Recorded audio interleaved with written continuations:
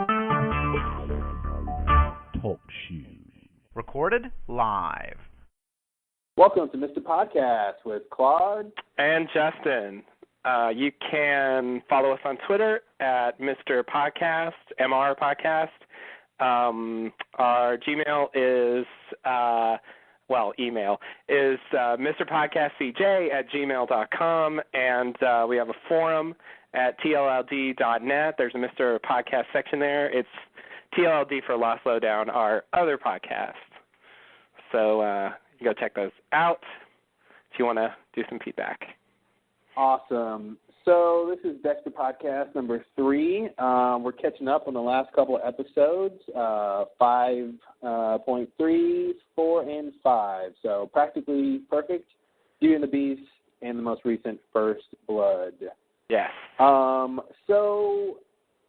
guess we'll do a little recap for those who haven't seen the eps in a while and maybe only watched them once. Sort of follow what the big storylines that they've developed so far. I think you can see a difference between these last 3 and then the first 2 episodes. Yes. Which we're kind of just dealing with, wrapping up the Rita fiasco. Mm-hmm. Does fiasco cover it? I think so. It Yes. sounds a bit understated, but it'll work. Rita fiasco. Fiasco plus. Sure. And sort of wrapping that up and then getting Dexter involved with Boyd, which leads to what seems like the big storyline here, which is Dexter and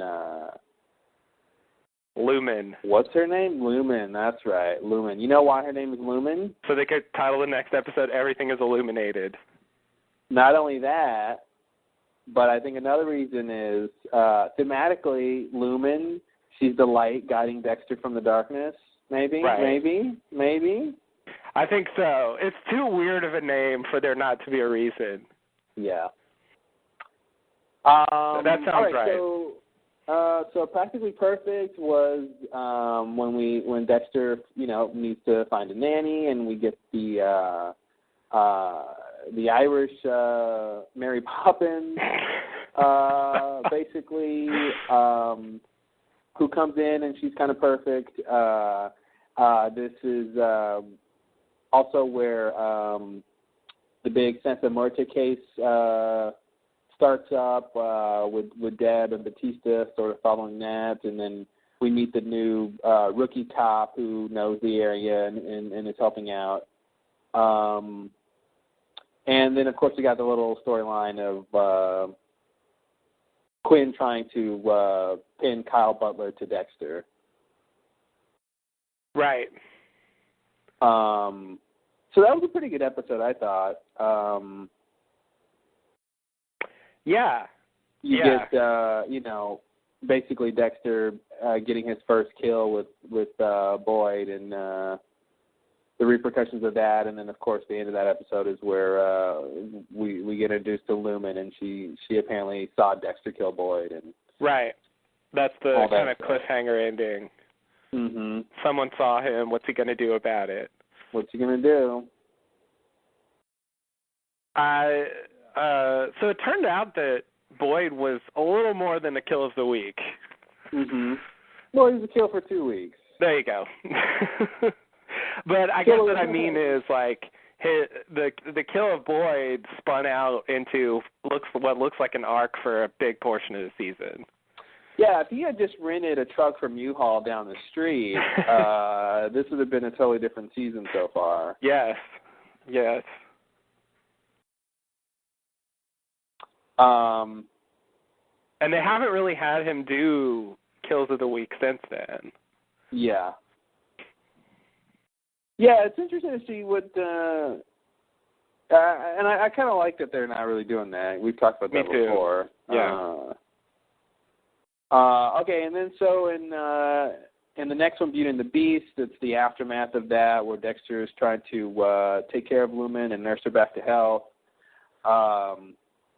He also gets called into the Santa Muerte crime scene and uses that as an opportunity to get Lumen's identity, which he eventually goes and he gets her luggage and from the motel she was staying at.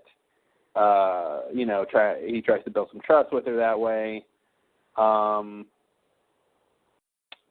Then the big storyline with Santa Marta, of course, is Deb getting in contact with one of the killers and having a face-off with the guy in the machete, and, she sort of hesitates, and the guy gets his throat slit, and she misses killing the guy. Yes. And then, of course, the end of the episode is Dexter trying to show... this episode was so weird because he's, it's obviously Beauty and the Beast because he comes off as a beast to her. Mm-hmm. He's trying to help her, but every time, he's trying to help her, he's, restraining her or drugging her or locking her up in a room. Right. And it's very hard to get someone to trust you when you're doing those things, especially in a slow, scary, monotonous tone, right. Everything you say, And so, it's so weird to see Lumen as a character because she comes in already sort of with emotional issues from being abused, apparently from not just Boyd but others. But then she has this whole other encounter with Dexter, which I think sort of compounds some issues she already has, or potentially does, And then, of course, at the end of this episode, he shows her these preserved women's bodies in these canisters out in the middle of nowhere. It's like, hey, that could have been you. And it's like, maybe you could have drawn me a picture instead or written it down or something. Show someone their worst nightmare and say, that this could have happened. It's like, well, it's almost happening because I see it now. It's very close to happening, Mm-hmm. Anyway, I just like the fact that it's just interesting how much damage she's, sort of already gone through, but, in like 2 episodes that we've seen her. Yeah. And, interesting, watching other shows with, with characters who get abused, like, Tara and True Blood or something. Mm-hmm. It's interesting to see what they end up doing with that. Yeah. Yeah. Yeah, at this point, it's really just Dexter trying to convince her to trust him. And, of course, he's also simultaneously worried somewhat about the fact that she saw him. Mm-hmm. He doesn't want to kill her, but, he really needs her not to turn him in. Yeah. Which, it's a fine problem to have, conflict, but it's like, could she really turn him in? If he had just nursed her back to health and left, she knows what he looks like, but that's it. Yeah. So what is she going to go do? Like, go to the police? We know how bad artist sketches apparently can be of Dexter. Go to the police and say, hey, this guy rescued me and nursed me back to health, but he also killed the guy who was abusing me for X amount of time. Here's what he looks like. Thanks. It's like, I think Dexter would sort of be safe. Obviously, he's being careful, and he should be, and it's good for the story. But it's like, if he did have to call the bluff, or if he couldn't, do what they're doing with him story-wise, I think he'd be fine to a degree. Because I don't think she has the impetus to come forward and want to share with people what happened to her just to get this guy who rescued her in trouble. Yeah.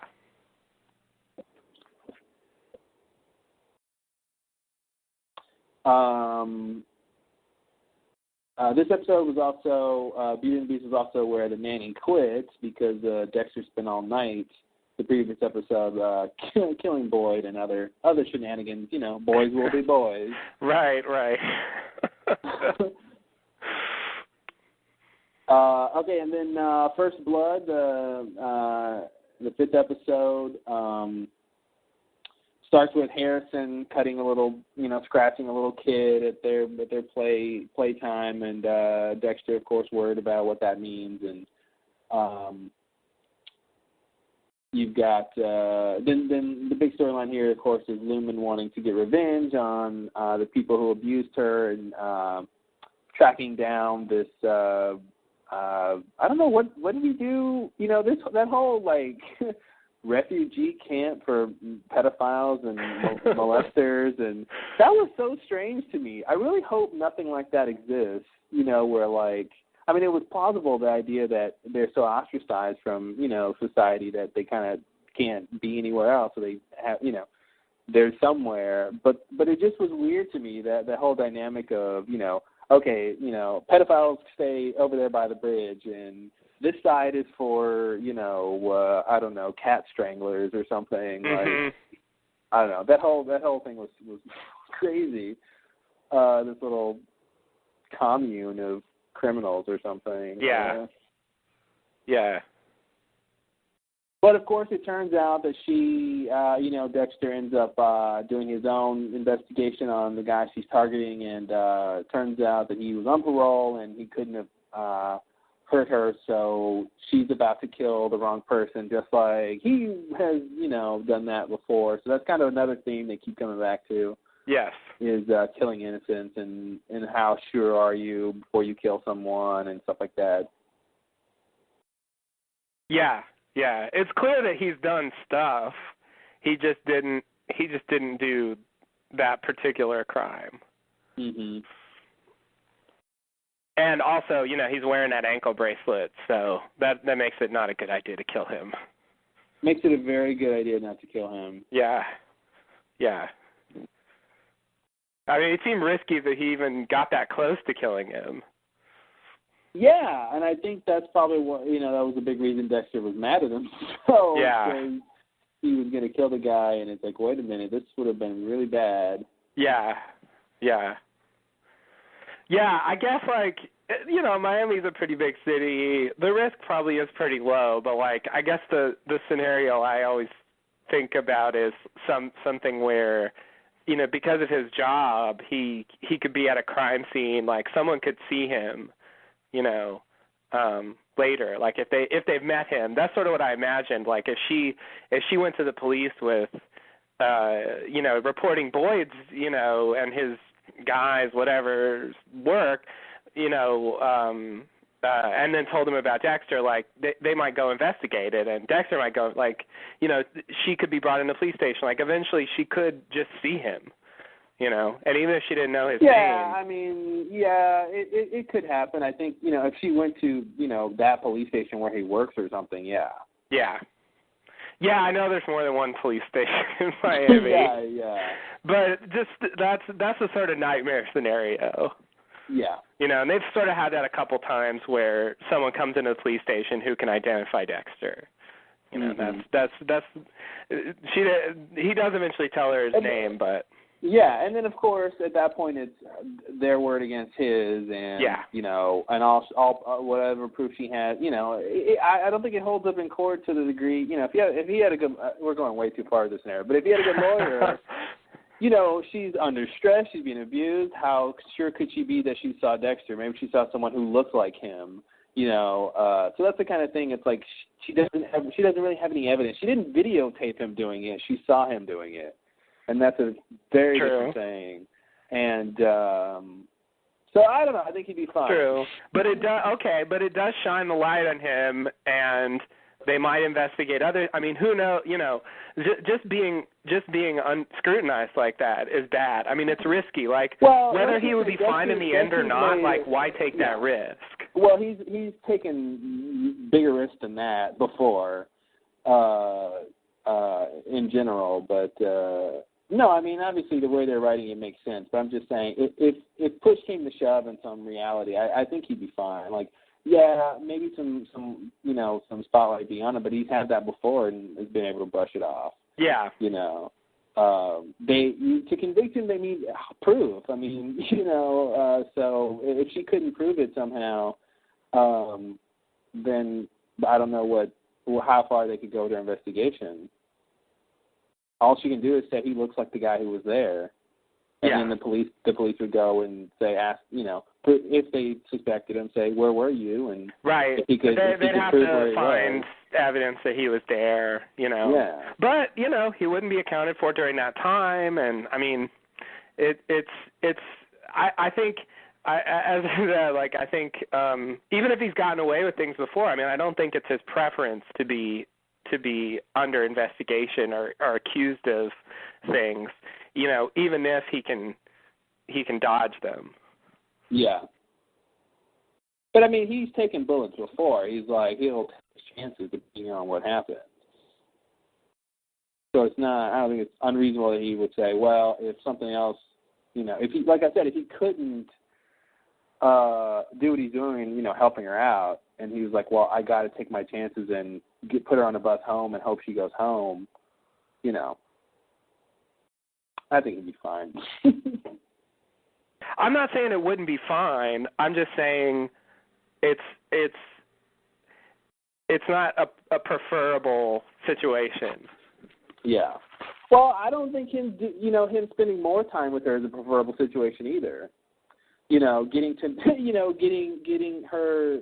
No, I agree. More information. Getting to know her more is a big risk. Yeah. Yeah. So that's what I'm saying. Like you could argue he's maybe taking a bigger risk by staying involved with her instead of cutting her losses. Yeah. Which is why it makes good drama. I mean, really, the least risk would be just killing her. Yeah. But he doesn't want to do that, so. I mean, I guess he's going for the long-run payoff. She trusts him. They form some kind of bond, and then he feels really safe. But yeah, because people he's formed a bond with have never double-crossed him before. Well, all right. People he's met and felt like he could, quote, share his dark passenger with. Oh, dear. Which is a phrase I haven't heard in a while. I don't know. Have they used that this season? I don't think so. Yeah, I think they dropped that, which is good. Well, they introduced it at a certain point. Yeah. I don't think they talked about the Dark Passenger in season 1. I think at a certain point they started talking about it. So it was someone's idea, and then and then I think it might even be from the books, but but yeah, I think they just decided not to. Didn't they even have a weird comic book version of him at some point? Yeah. That's right. Yeah, they had the. Wow, this show has come a long way. I forgot about that stuff. Yeah. Wow, that seems like a totally different show. It really does. Because wasn't he hallucinating seeing the Dark Passenger? Yeah. Yeah, that's right.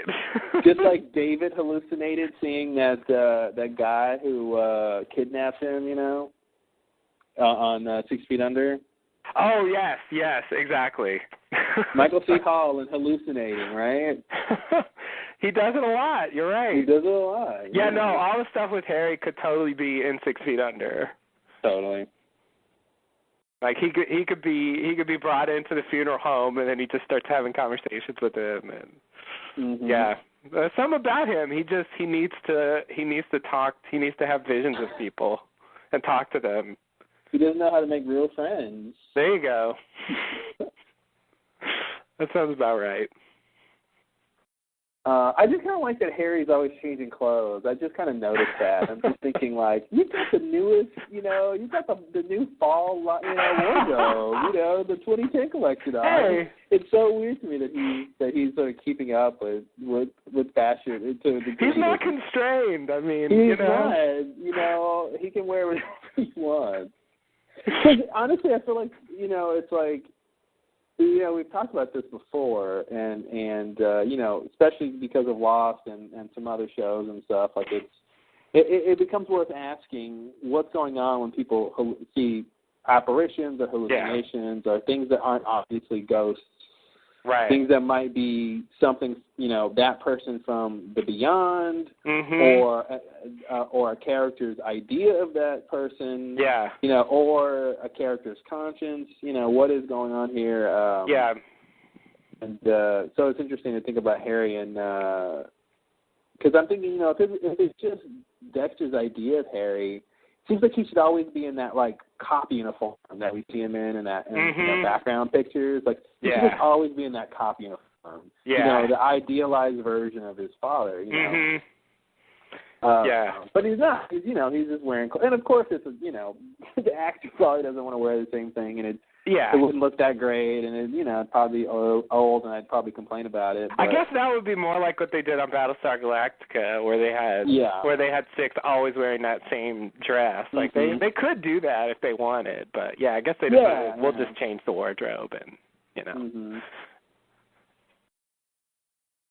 Mm-hmm.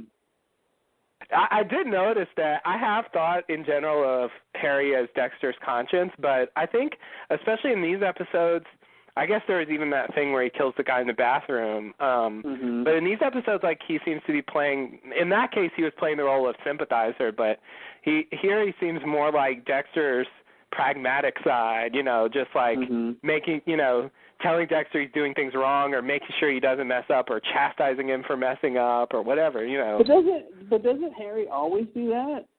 I guess that so. His role? I mean, that's usually his role is to play devil's advocate and to say, Dexter, is this what you should be doing? Is this the right thing? Or but he was taking more of a hard line. Like, he was almost advising Dexter to kill her.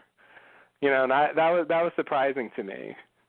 And because he's doing he's saying the opposite of what Dexter's impulse is. Yeah. He's still playing devil's advocate, that's but it's true. sort of a bad thing, sort of morally. But that's really why I think it is Dexter's conscience, because his function is really to give the other argument to Dexter and to sort of make him decide if what his decisions are the right, is really what he wants to decide to do. It's basically just a representation of Dexter's decision-making process. Yeah, exactly. And of course he has no one else sort of to talk to about those subjects. So it makes sense that he, sort of has this idea of Harry talking to him. But my question is, what do people see when they see Dexter talking to Harry? Is this in Dexter's head and, his lips aren't moving, he's just thinking this? Or does he actually think he sees Harry appearing in the rooms and if you walk into the room, you would see Dexter talking out loud? Yeah. Because I don't think we've ever seen anyone sort of comment on that. No, I don't think they've done that. Yeah, I'm curious what we're supposed to think is really going on with that aspect. I'm taking it as more it's going on in his head. I mean, that's not really how they show it, because it's usually in the room wherever he is, But that until they have a character like walk in, I'm sort of taking it as he's not really talking. It's just mental stuff going on. But I could be wrong. I mean, who knows? It's hard to say. They don't really clarify. Yeah. So what did you think of, the season so far, or the last three? Something's off about this season.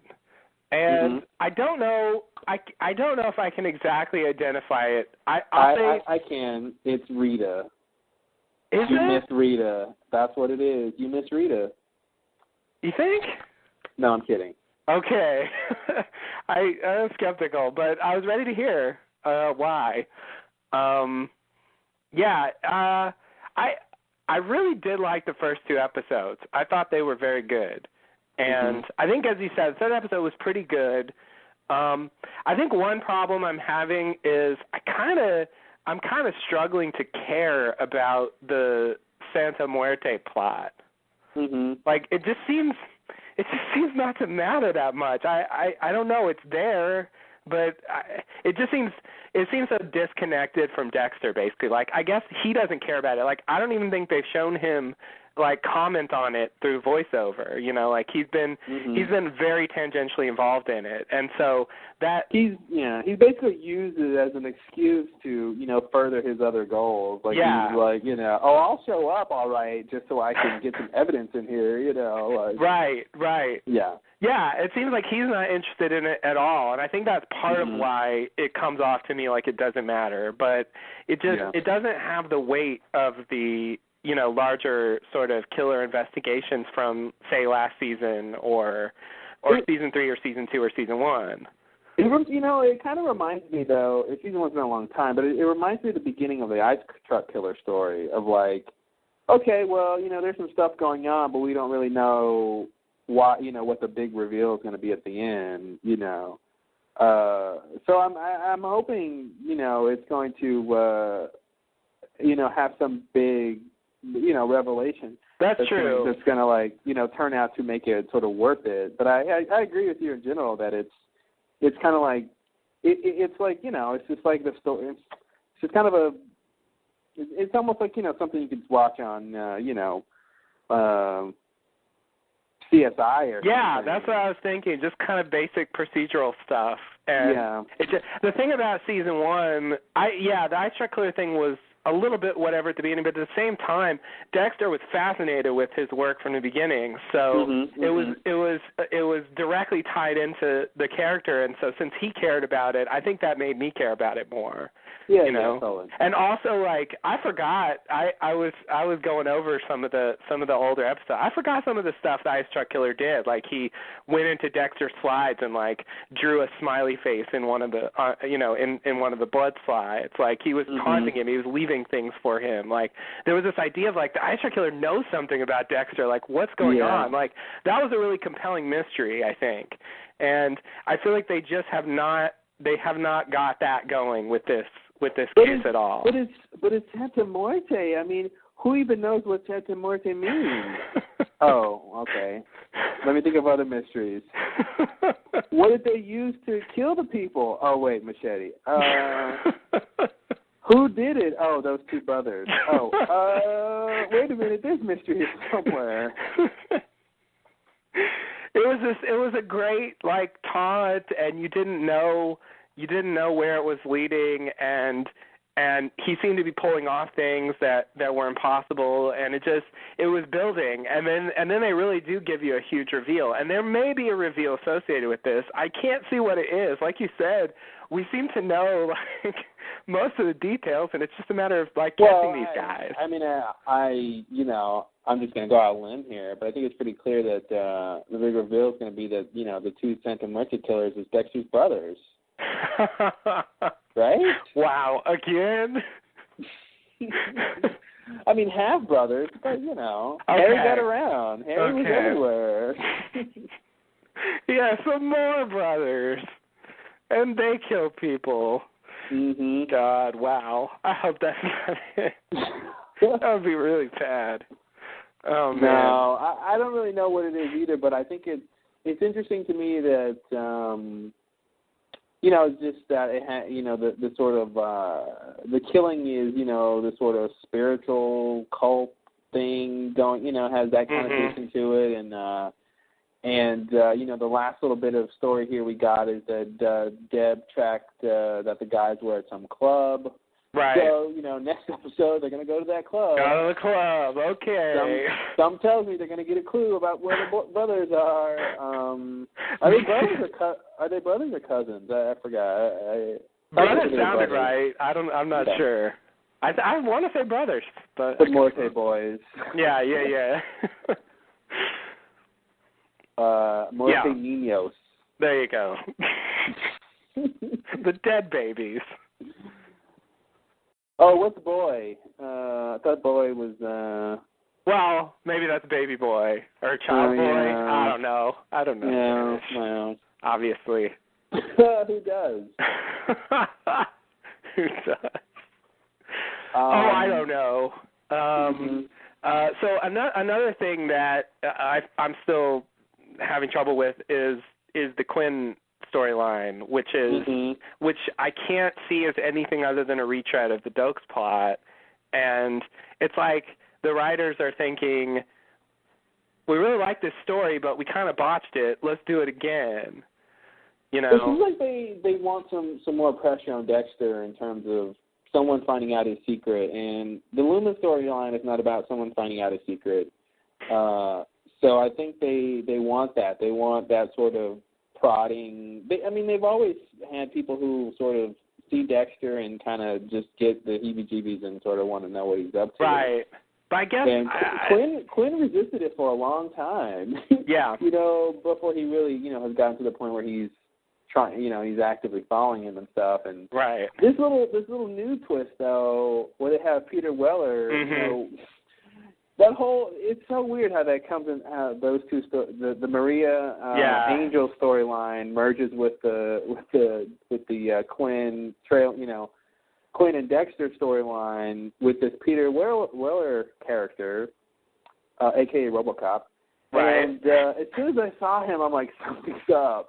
Mm-hmm. You know, when because basically the little connection is that, you know, Maria ends up doing this sting operation for the internal affairs agent in order to get them to drop the case against Batista, mm-hmm. which ends up, you know, having her do the sting on the Peter Weller character, and he is just so happens to be friends with Quinn, who also has been recently screwed over by Maria. She put him on leave, and that was kind of a little plot thing that everyone was like, oh, why is he on vacation and all that? Right. And so Quinn is apparently going to hire this guy to track Dexter, which is weird to me because I would think now that Quinn has a few days off, he would do it.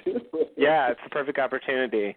I mean, they did that with Dokes, too. Like, Dokes also got suspended. That gave him the opportunity to track Dexter even more. Like, I guess what they're doing this time is let's throw somebody else in the mix. Well, and I'll say this. I think the other part of it, the reason it's different this time is Quinn has the issue with Deborah, right? Because he doesn't want his investigation into Dexter to come between them. Yeah. So I think that's why he's, you know, another reason why he's hiring this third party to go do the dirty work, removing himself to a certain extent. Yeah. Yeah. Yeah. No, I think that is it. It's and I pretty much like Quinn. I've bought into the character, but I do think Dokes was a stronger antagonist.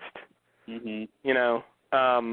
Well, you know, Dokes knew something. Dokes knew with all his heart that something was up with Dexter, and Quinn still just suspects it. That's true. He thinks, you know, he doesn't have the same like.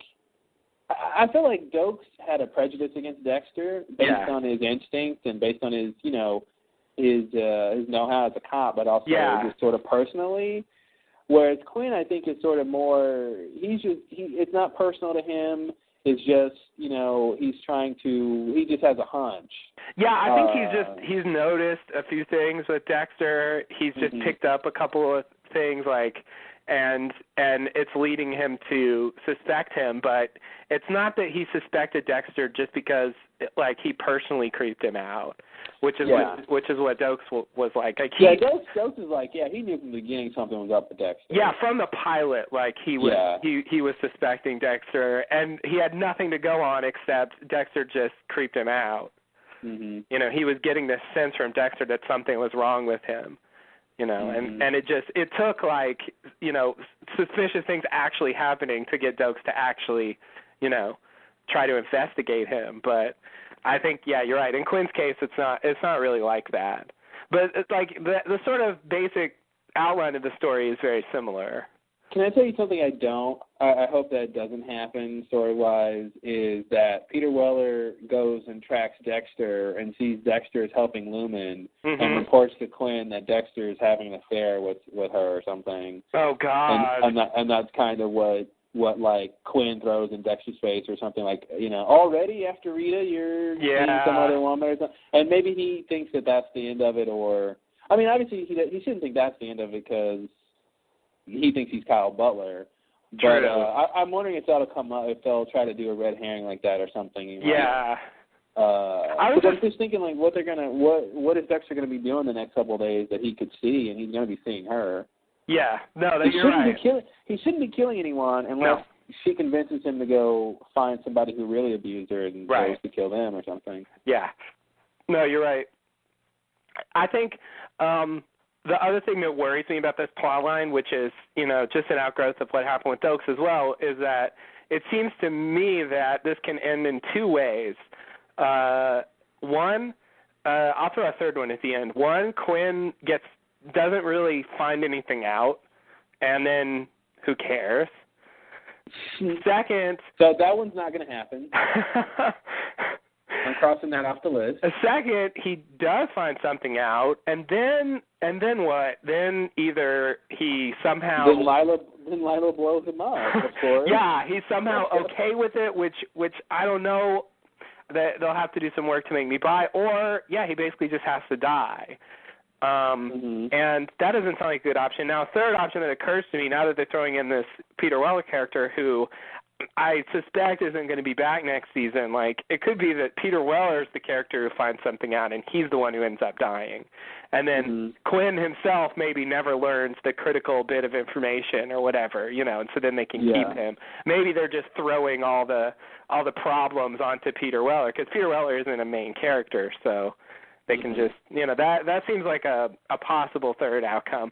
But it just seems like they're not willing to go all the way with this storyline, and so at this stage in the show, at least, so I'm skeptical of actually doing it. I understand putting pressure on Dexter, but it just feels to me like this is a last season storyline that then they could actually go all the way with it and have people really find out and not die. Yeah, I'm wondering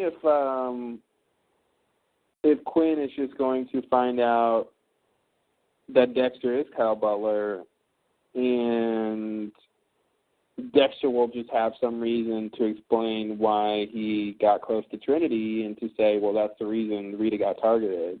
Yeah. And he'll probably say Trinity got away.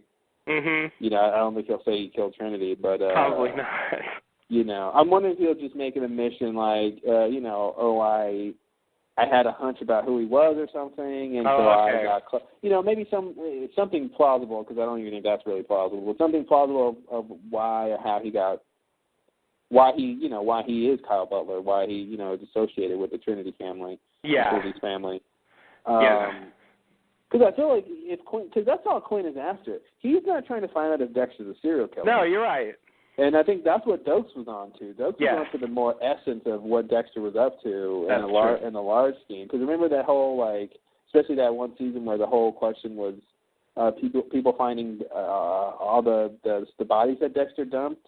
Yeah, season 2. Yeah, so I think that's the difference here. Another difference is Quinn is after a smaller prize. True. He just wants to connect Dexter to Kyle Butler to connect it to Trinity. He's not saying Dexter's a serial killer, a pathological serial killer, and he needs to be stopped at all costs. Yes. So yes. Although I think he does suspect Dexter of killing Rita. He is suspicious about that. He's definitely suspicious about that, yeah. But I think, but not of being a serial killer. Hey, put those two together, right? And I think you got a case closed for Quinn. Yeah. If Quinn finds out, okay, he thinks something's up with Dexter, with Trinity, and he thinks Dexter killed Rita, then Dexter just has to convince him that, yes, I'm Kyle Butler for X reason that's somewhat plausible. Yeah. And that's why, and then Trinity killed Rita. Which is almost the truth. Yeah, depending on what he says. Exactly, and I think that gets Quinn. I think that lets Dexter off of both of those hooks that Quinn has him on. Yeah, no, that's true. I guess that'll work, but that's almost Quinn not getting anywhere. Mm-hmm. That's Quinn finding out. That's Quinn getting what he wants to find out. Yeah, but it's not the main prize. But that's what my point is. He's not after the main prize. I know, but it if it went far enough, it could lead there. It could at least lead to he killed Trinity, for example. He would have to get evidence that Dexter is a serial killer. He would have to, Peter Weller or Quinn would have to see him killing or find some evidence of that. And, that hasn't happened yet. So it's like they're not at that point. Obviously, they're going to find out something. Yeah. But I'm wondering if they'll just leave it at, instead of Quinn, and I think you're right to the extent that I think they will dump a lot on the Peter Weller character, and I would bet that he's dead by the end of the season or off the show. But but I think the fact that Quinn is only after the Trinity thing, unless they're gonna, make him, going after Dexter for Trinity, but then he realizes Dexter's a serial killer, then he's onto him for that, because that's a bigger thing. And like you said, I don't think they're ready for that. Unless that's something that leads into next season, where, next season it's about, Quinn thinking Dexter, being way more, Peter Weller's gone, but Quinn found out, Dexter is even more bad than he thought. And then, then they keep going another season of that or something. Yeah, they could do that. I guess at this point it's weird because the majority of Dexter's kills have already been attributed. Mhm. You know, so those probably aren't going to get reversed. It really sucks. I mean, Doakes got screwed. Bad enough that he had to die for being right. He's also framed for those crimes. I mean, as just a person who lived a life, you know, like he got the raw end of the deal at the end because he got, you know, not only got murdered, but like, yeah, his name was shamed as a murderer, you know, so he will, you know, literally never live that down. Yeah, exactly. It's because he's dead. Right. I got it. Thank you for clarifying, though. Yeah, for the people in the back. Right.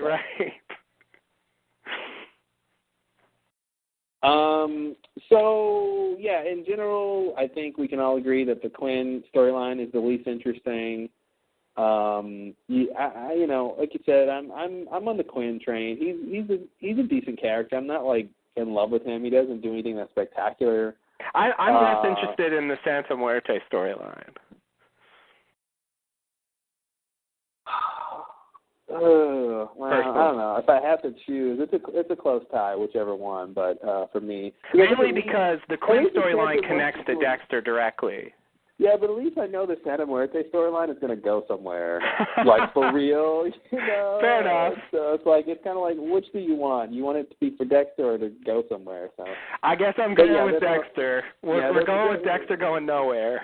They're both at the bottom of my list, but So what else is going on story-wise we haven't talked about yet?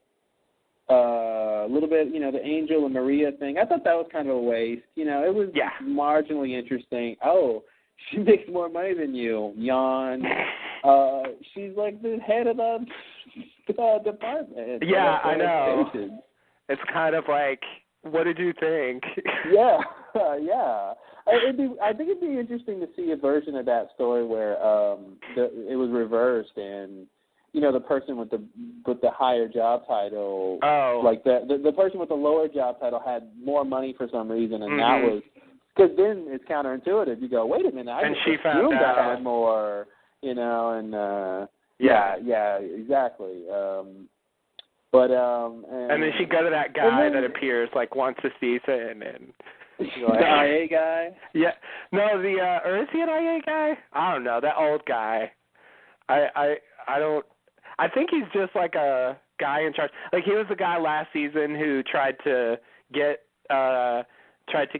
Maria and Angel in trouble for eloping or for being involved. Yeah, the guy who's been in the last couple episodes working the Angel Batista case, right?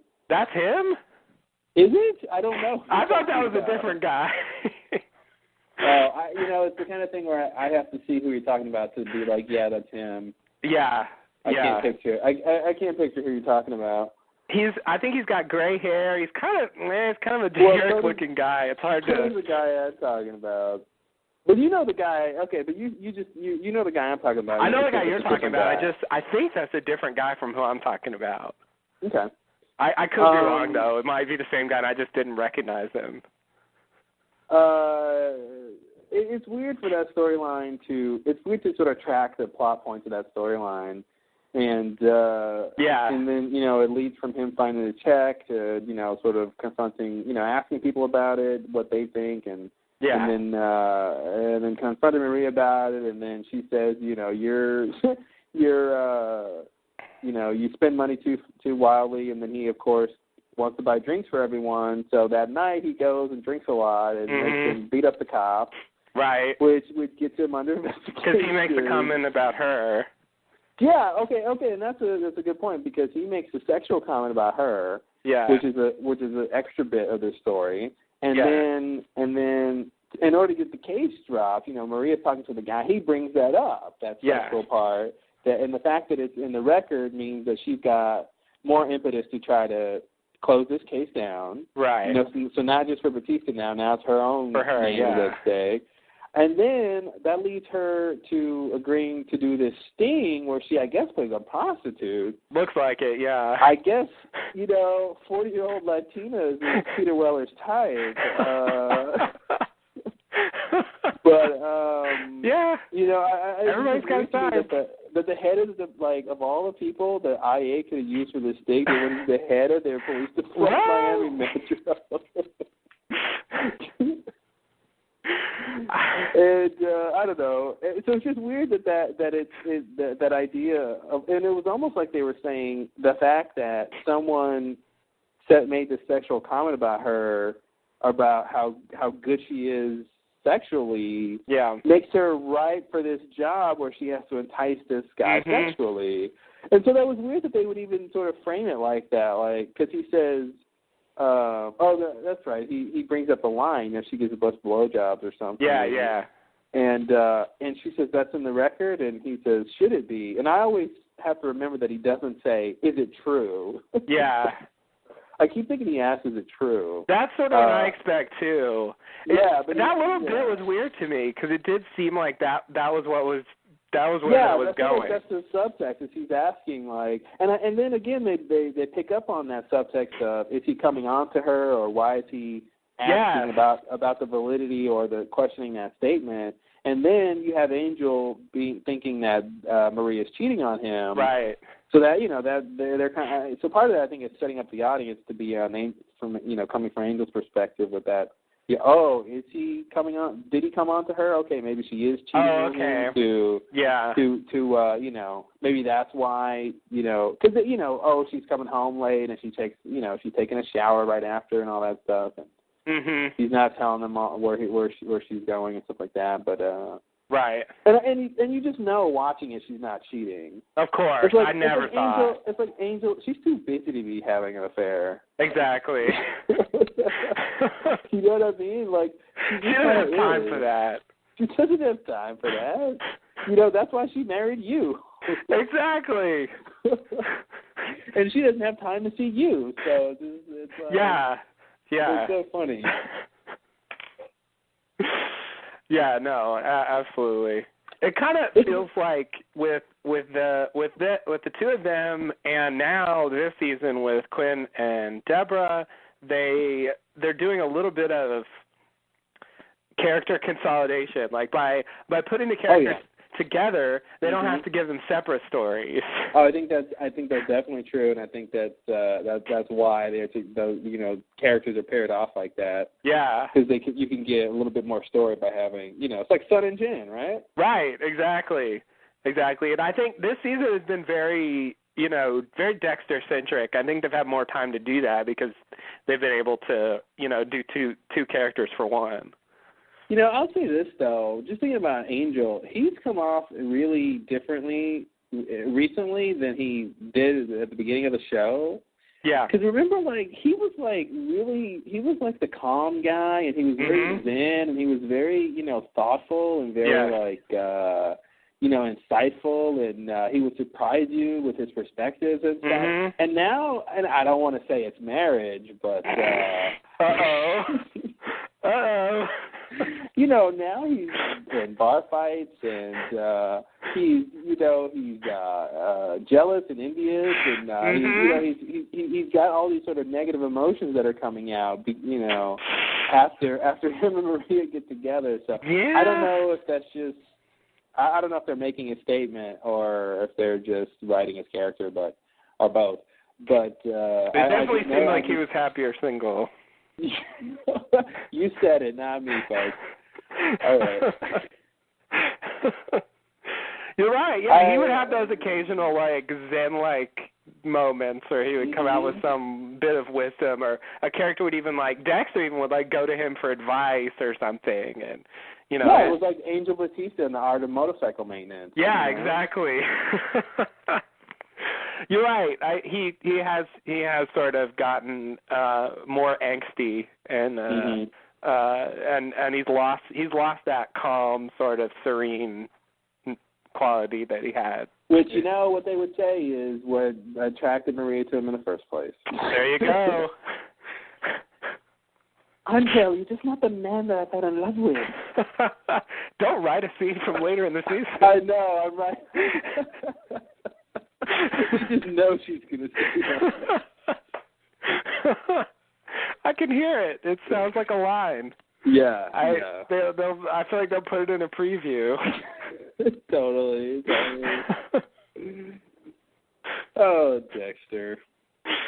Well, Yeah. when you hang out with characters for 5 years, you kind of get a sense of what they're about. You really do. Yeah. Yeah. Yeah. I had no idea I'd be spending this much time with these people. Remember in the beginning when Maria was all lascivious towards Dexter? Yeah, that was weird. She wanted a piece? Yeah. Yeah, she was like winking at it. I don't know what they were doing. Yeah, she's like, headed to the part, I guess that was before she got promoted, right? Yeah, that was before she got promoted.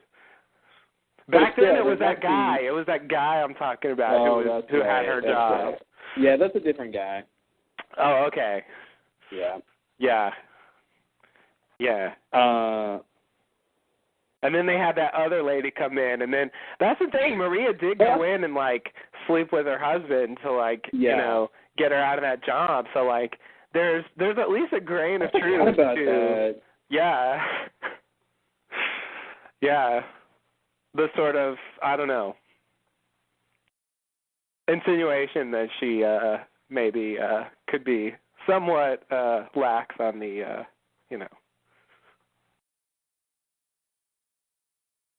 hanky-panky. Oh, okay. Yeah, that's interesting. That they're kind of painting her that way. Yeah. That scene was just weird. It seemed like there was more going on than they were saying. Mhm. I don't know what that was exactly. Yeah, because he says, should it be? And the answer is like so to evaluate that question, I think you branch off to a couple of things, and the first thing is, well, should it be? Okay, is it a true statement? Yeah. Should it be part of this record? Okay, the guy said it, so right. should it be part of the record because he said it? Okay, mm-hmm. well, maybe. Let's see. How does it relate to the case? Mm-hmm. How does this statement relate to whether or not Angel was wrong and hitting the guy? And then I don't know, the logic you have to go through to evaluate that statement just seems to me like you would say no before you got to any of the yeses. Right. And whether or not because it's such a weird thing to be like, well, should we put in the record that you're good at oral sex? Mm-hmm. Well, I don't know. Let's think about that for a second. I'm thinking no. Yeah, it's a weird question to ask. I mean, it doesn't seem like it should be in the record any more than like that was the remark that set him off. You can understand. Like if someone says that about someone's wife, you can understand why that would cause him to. Yeah, I mean, you could just say in the record. He made a sexually explicit remark about the guy's wife or something. Yeah. And it seems to me like. And there's sort of a given that you would only put factual statements in the record. Yeah. So you have to evaluate whether or not that's a factual statement. And so that's just to be in a room with a woman and in a professional environment like that to ask her if that's a factual statement. Yeah. The legal case. It's just so weird. It is. Yeah. You don't expect it to go there. Like it doesn't seem appropriate. Yeah, it seems like she could, have a case against him for harassment. Yeah. For absolutely. The tone and how he presented that. So. Yeah. Yeah. Which is weird because it's kind of a throwaway scene, but there's I don't know.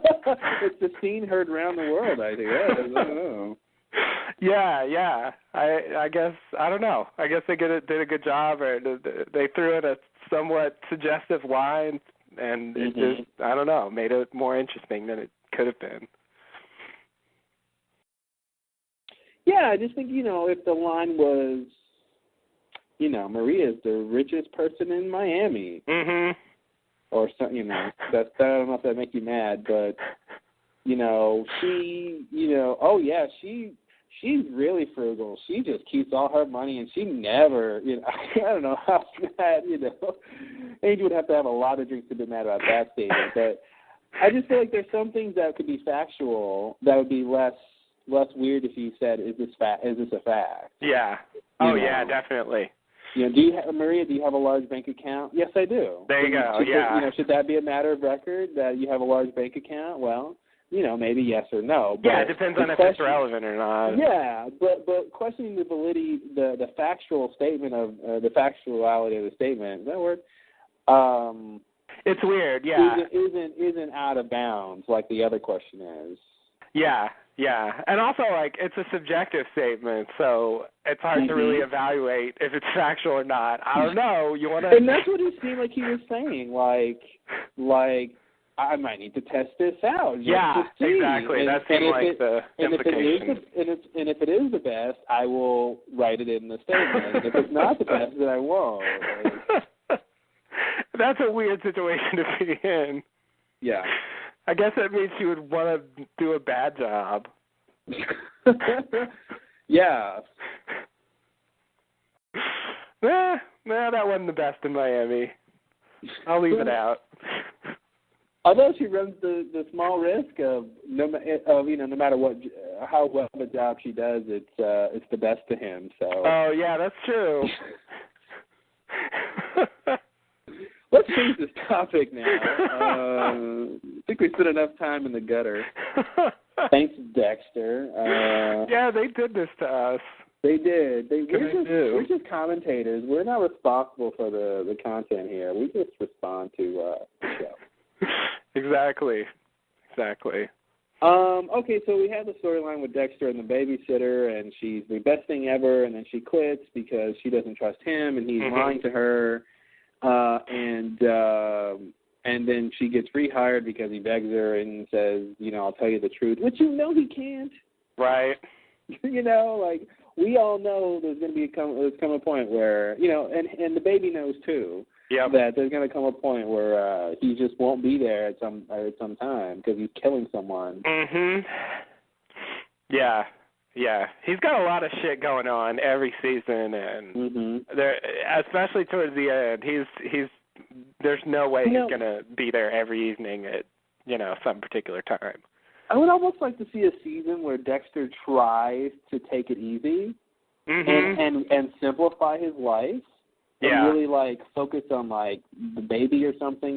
Focus on like really in like his job, like.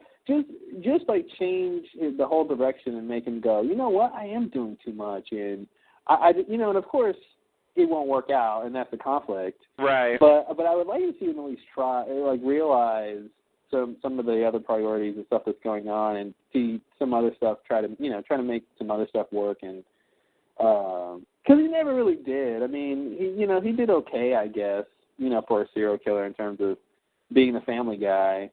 Yeah.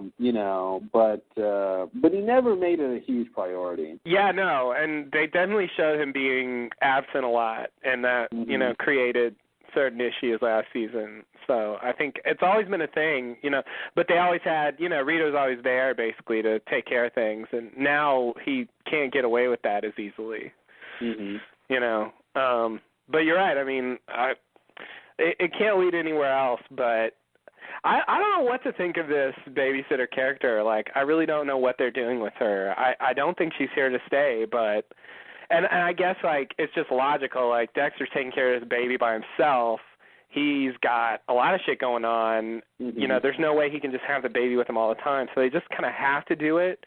But I don't know. I wonder if she's just going to be there as a babysitter for the whole season and that's it, or if they're... No.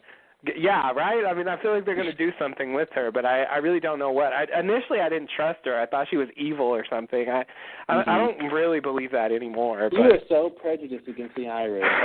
I don't get it. I just don't get it. Yeah, I don't know. That one incident with the Lucky Charms, and you're just done with them. When they when they call the episode practically... I don't want to know what that was. When they called the episode Practically Perfect, I thought that would be sort of the punchline, like she was the practically perfect babysitter, but it would end up being kind of, turned on its head, like she... It's like, oh, she's practically perfect, but she's a Langolier. And there you go. Wow. She eats the past. Would that take her down a notch or two? Yeah, it would. I mean, if she can still do the job, I guess, whatever. You're not going to discriminate against Langolier babysitters? No. I mean, it doesn't seem right. I mean, they just eat the past. I mean, we eat, Yeah, they can't help what they eat. Plants and animals and stuff and fungi, but, whatever. Mm-hmm. Everybody if they didn't eat it, we'd have to. Exactly. We eat the past, so you don't have to. You gonna eat that?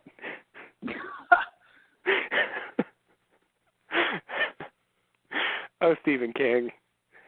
Who knew it was a comedy? I guess maybe he did. He just didn't tell anyone.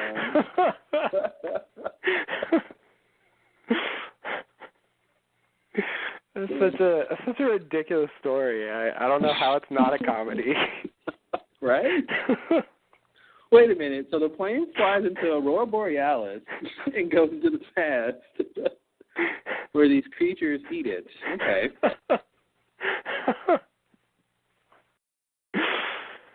Oh, God. Yeah. And this is starring Seth Rogen and Michael Cera, right? Absolutely. Perfect. Yeah. Betty White could be the old Langolier, grandmother Langolier guest star. I'm too old to eat the past. That's my Betty White. I don't know what to do for Betty White. Wow. What else can you do? I mean, that's her thing. She's too old. So yeah.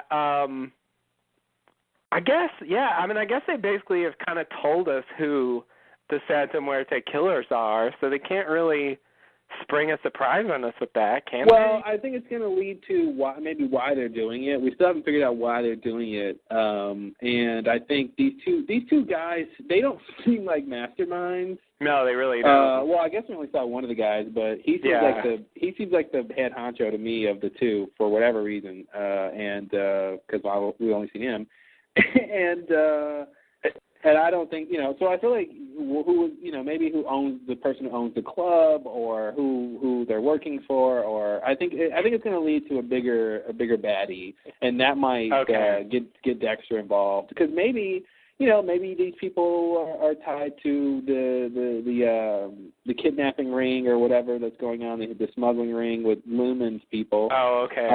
Lumen's attackers, and maybe the storylines will converge that way. Yeah, okay.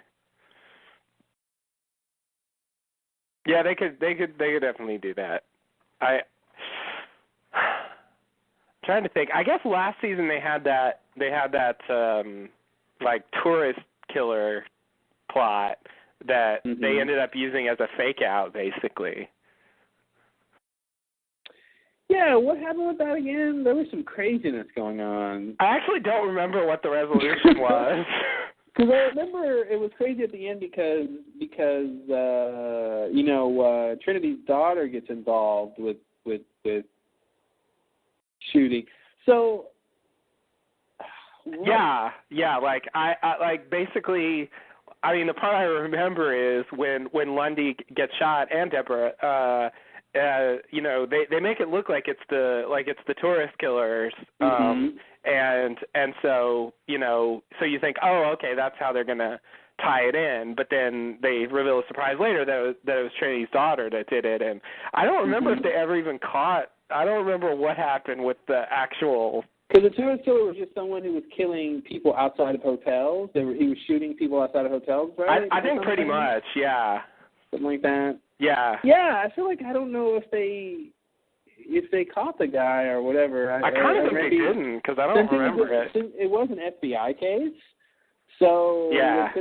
So we're not necessarily going to get that wrap up of, okay, we caught the bad guy, because it's not the police department doing it. So maybe, I don't know, maybe it was just some line about the killer moved on or something, or I don't know. Yeah. Yeah. They'll keep looking, sort of a thing. Right.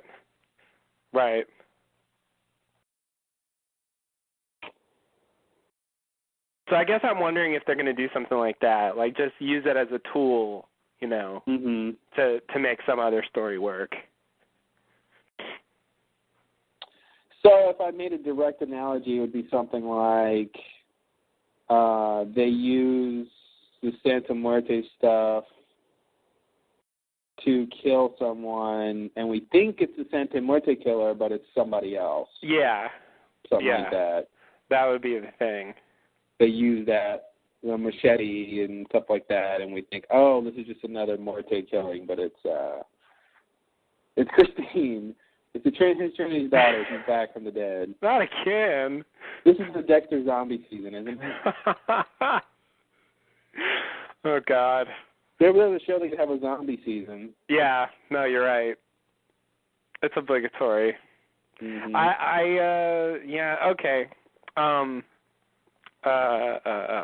Yeah, I mean, this season doesn't have a supervillain. Mm-hmm. You know, and I think that's okay, but I do feel like, you know, that's been a thing every season has had so far. Yeah. You know. Well, I think it's gonna have one. I mean, what about the Jimmy Smith season? I think Jimmy Smith was basically the supervillain. Yeah, and he wasn't a killer. Well, he turned into a killer. Well, he turned into a killer. But that's because he hung out with Dexter. It is because he hung out with Dexter. I made a monster. Yeah. Monsters creating monsters. And then he actually like hired this other killer. Yeah, that's right. to do stuff for him.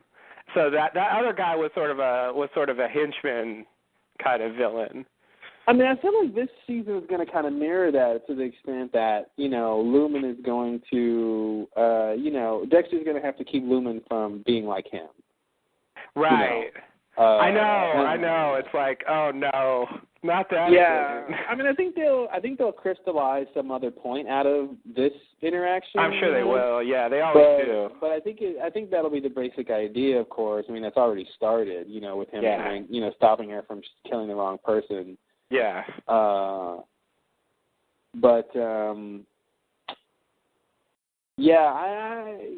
feel like the big killer will be who's ever at the club. Whatever they find out at this club that they're going to, I feel like that's gonna. Because I mean, the next episode is the midway point of the season, so you know they're gonna have to have something big to push forward to the end of the season. So. Yeah, definitely.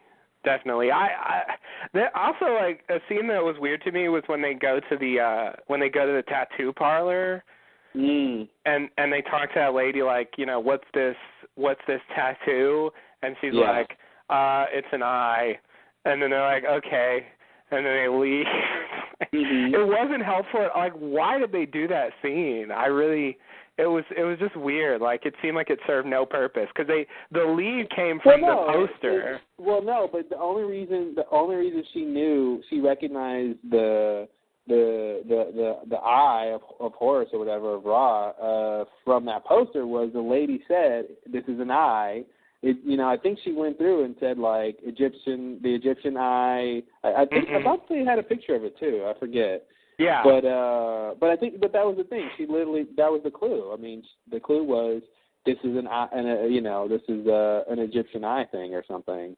And so that's why when she sees the poster, she goes, "Hey, they were at this club. It wasn't just an eye, or it wasn't just whatever. It was or UFO, which is the prevailing theory at first." Right. But I mean, it was one of those like detective plot points where it seems like a dead end, but it sort of surreptitiously leads to the next clue. But they get the sketch of the tattoo from the guy who got his throat slashed, the guy who actually saw it, originally, and then he saw it wrong. And then he saw it wrong. He didn't draw them the eye of Horus. He drew them like this eye with two little line segments, which made it look like a UFO. So when the tattoo artist saw it, she didn't look at that and say, "This is the eye of Ra." She said, "Well, it's an eye." And so that's why it wasn't fully identified until Deborah sees the actual full symbol and says, because the guy just, sort of glanced at it when the machete was near his throat. It wasn't like he was getting a clear picture of it. So Okay. So yeah, it was. I think that's what happened was. So they basically just gave a better picture of what it was. They improved it enough to where she could actually recognize the poster. She couldn't have recognized the poster just from his original sketch. No. Okay. All right. I missed that. Man, but speaking of Deborah, think about how far she's come as a detective. Oh yeah. Remember when she was just all nervous and before she even, all she wanted was to be a detective. She wasn't even a detective. Yeah. She was just desperate to get in, and she kept going to Dexter like, help me out, give me something so I can look good, Mhm. Like, and he would help. He doesn't do anything for her anymore. He's a little too busy. Yeah, he's a little too busy with other shit going on. She doesn't need the help though. And I like that line that Quinn said, like, because Deborah says Dexter's always been a strong one. He's like, it's always looked the opposite to me, mm-hmm. And I think Dexter said that too. Yeah. Where they each think the other is the strong one. So. Yeah. Yeah. But yeah, I mean, she doesn't need the help. She gets this huge clue by being observant on her own. So. Yeah, I mean, I forget that she didn't start out as a detective because mm-hmm. you just buy it at this point. I mean, that's just what she does. I really like her. I think she's as far as like the supporting characters, one of the better ones. Mm-hmm. I agree. I mean, she's never really been bad. I never really disliked her. She's been fairly consistent, like, throughout the entire show. I consistent like with development. Yeah, exactly. Yeah, she oscillates in a nice range of sort of quality and goodness and character and all that stuff. And I'm surprised Masuka's still around. Honestly, I mean, I know they need to like comic relief, and I'm actually sort of surprised how much character development they've been giving him. Mm-hmm. The whole back tattoo thing. Yeah. Like, really? We're supposed to believe he's just a back tattoo guy? I know, that came out of nowhere. Yeah. I was like, I don't believe that was there for the last, 2 years. It just wasn't. Because you know why? The one reason we can say that this is sort of a retcon to a degree is because Masuka would have bragged about this tattoo before. That way he gets a back tattoo and doesn't tell people. Totally. Yeah. Wasn't that, ridiculous and huge and... Yes. Yeah, he would right away want to show that off, and it's whatever. Yeah, anytime a tattoo came up, he would have to mention his back tattoo, right? Yeah. I mean, they kind of pawned it off. He kind of pawned it off as like a personal thing. Like, he's like, I was going through some stuff, so maybe he wouldn't want to brag, but he would want to brag. I think so. Even if it was for a personal issue, I just think he'd still want to show it off. Yeah. That's just the way he is. But you're right. I mean, they have. I mean, in his own way, they've definitely given him a lot more to do as time went on. Like, he had a fair amount last season as well. Like, they gave him a whole little thing where he came over for Thanksgiving and So it's weird. I thought he was going to be short-lived in the early days as well. Mhm. Well, and it's pretty clear they need someone to do Dexter's job when Dexter can't do it. I think that's the other reason why he's still around. Yeah, that's true. What did you think about the scene when Lumen tries to get on the plane and she goes through security and they pat her down and she has the, mini panic attack or something? Mhm. I mean, what did I think about it? What do you mean, what did I think about it? Well, I thought the whole point of that what was going on there was like, obviously she wasn't going to get on the plane and leave town. Yeah. So I'm thinking, okay, she's going to get up here and she's not going to be able to pass through security because she's going to freak out about them having to pat her down. But she doesn't really freak out enough for them to stop. She makes it through the pat down. No, it seems like she just. Well, I felt like they left it kind of ambiguous because they don't really show what happened after that. Like, I guess we're supposed to assume she just immediately exited the terminal again. Mm-hmm. But it was weird because I agree that it seemed like a setup for her to freak out, and that was why. They show the lady being done with the pat down. They show her, you know, and so she was done. She could have continued on past security. She was done with that. So it wasn't the anxiety of that made her stay. You know, obviously she's got a vendetta.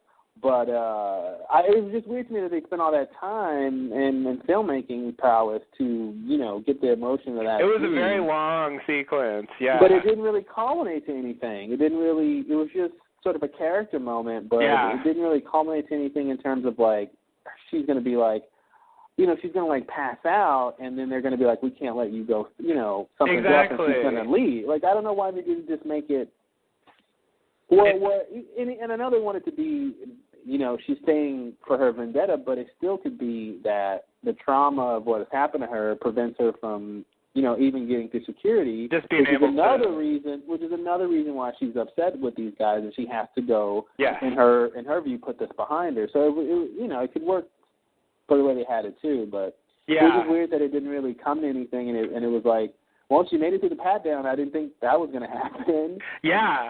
Yeah, me either. I mean, it was a classic build-up, you know, where it's in slow motion and they show, like, each individual pat and it's sort of getting worse and people are leering at her in her mind probably. Yeah, her vision is blurring. Yeah. And, like, you know, it's all kinds of stuff is happening. You think, okay, how much more can she take? Yeah, this is going to end with her, like, elbowing this lady in the face or something or screaming or whatever. And she's not going to be allowed to get on the plane, and then she's going to have to stay. That seemed like the obvious endpoint to me, but it's more like she was extremely stressed out by it. It definitely got to her clearly, but she got through it. She could handle it, but that wasn't exactly what caused her to stay. Yeah. And they didn't. I feel like they didn't totally make clear. I guess you're right. I guess it really is just more. You know, she's not ready to let go of the vendetta. And maybe that did just remind her of how much it's affected her and how much she's not ready to move on. Yeah. But it was strangely, I mean, I guess they wanted to hit us with the quote-unquote surprise, even though, as you said, obviously she's going to stay. You know, and so that's maybe why they left out what seemed like the connection. But, yeah, that was I liked how they filmed it. It was well done. You know, but it was weird the way it didn't lead to anything, sort of. Yeah. I mean, clearly she's gonna be Dexter's, you know, pal this season. She's gone into the, you know, the space occupied by such people as Trinity, the cavalcade characters, the little Miguel Prado and Lila. So you know, and similar territory in a way, but of course with a somewhat different twist. And as you said, it'll probably culminate in Dexter learning something else, like some other issue. You know, I'm just gonna go ahead and put $100 on this bet right here. Okay. Bet for the future. Season 7, maybe. Okay. Maybe, I don't think next season, but season 7 or 8 if they get there. The storyline is going to be Dexter with a young teenage serial killer. You know, they're going to have to do. They're going to have to do the story, the season where he's dealing with himself. Yes. He becomes Harry, and now he has to teach her. You know, be in that position, and that'll be the season. If the show goes that long, I think that's inevitable. Absolutely. Yeah. I wish I could bet against you, but you know. that might be an interesting ending too. If that's the end of the season, and the other part of the season is someone, you know, going to catch him being a serial killer. Yeah. And the end of the show or something is you know, Dexter sort of getting caught, but his ways or his teachings live on. Carry on. His protege or whoever. Yeah. That sounds plausible. Did I just end the show? I think you did.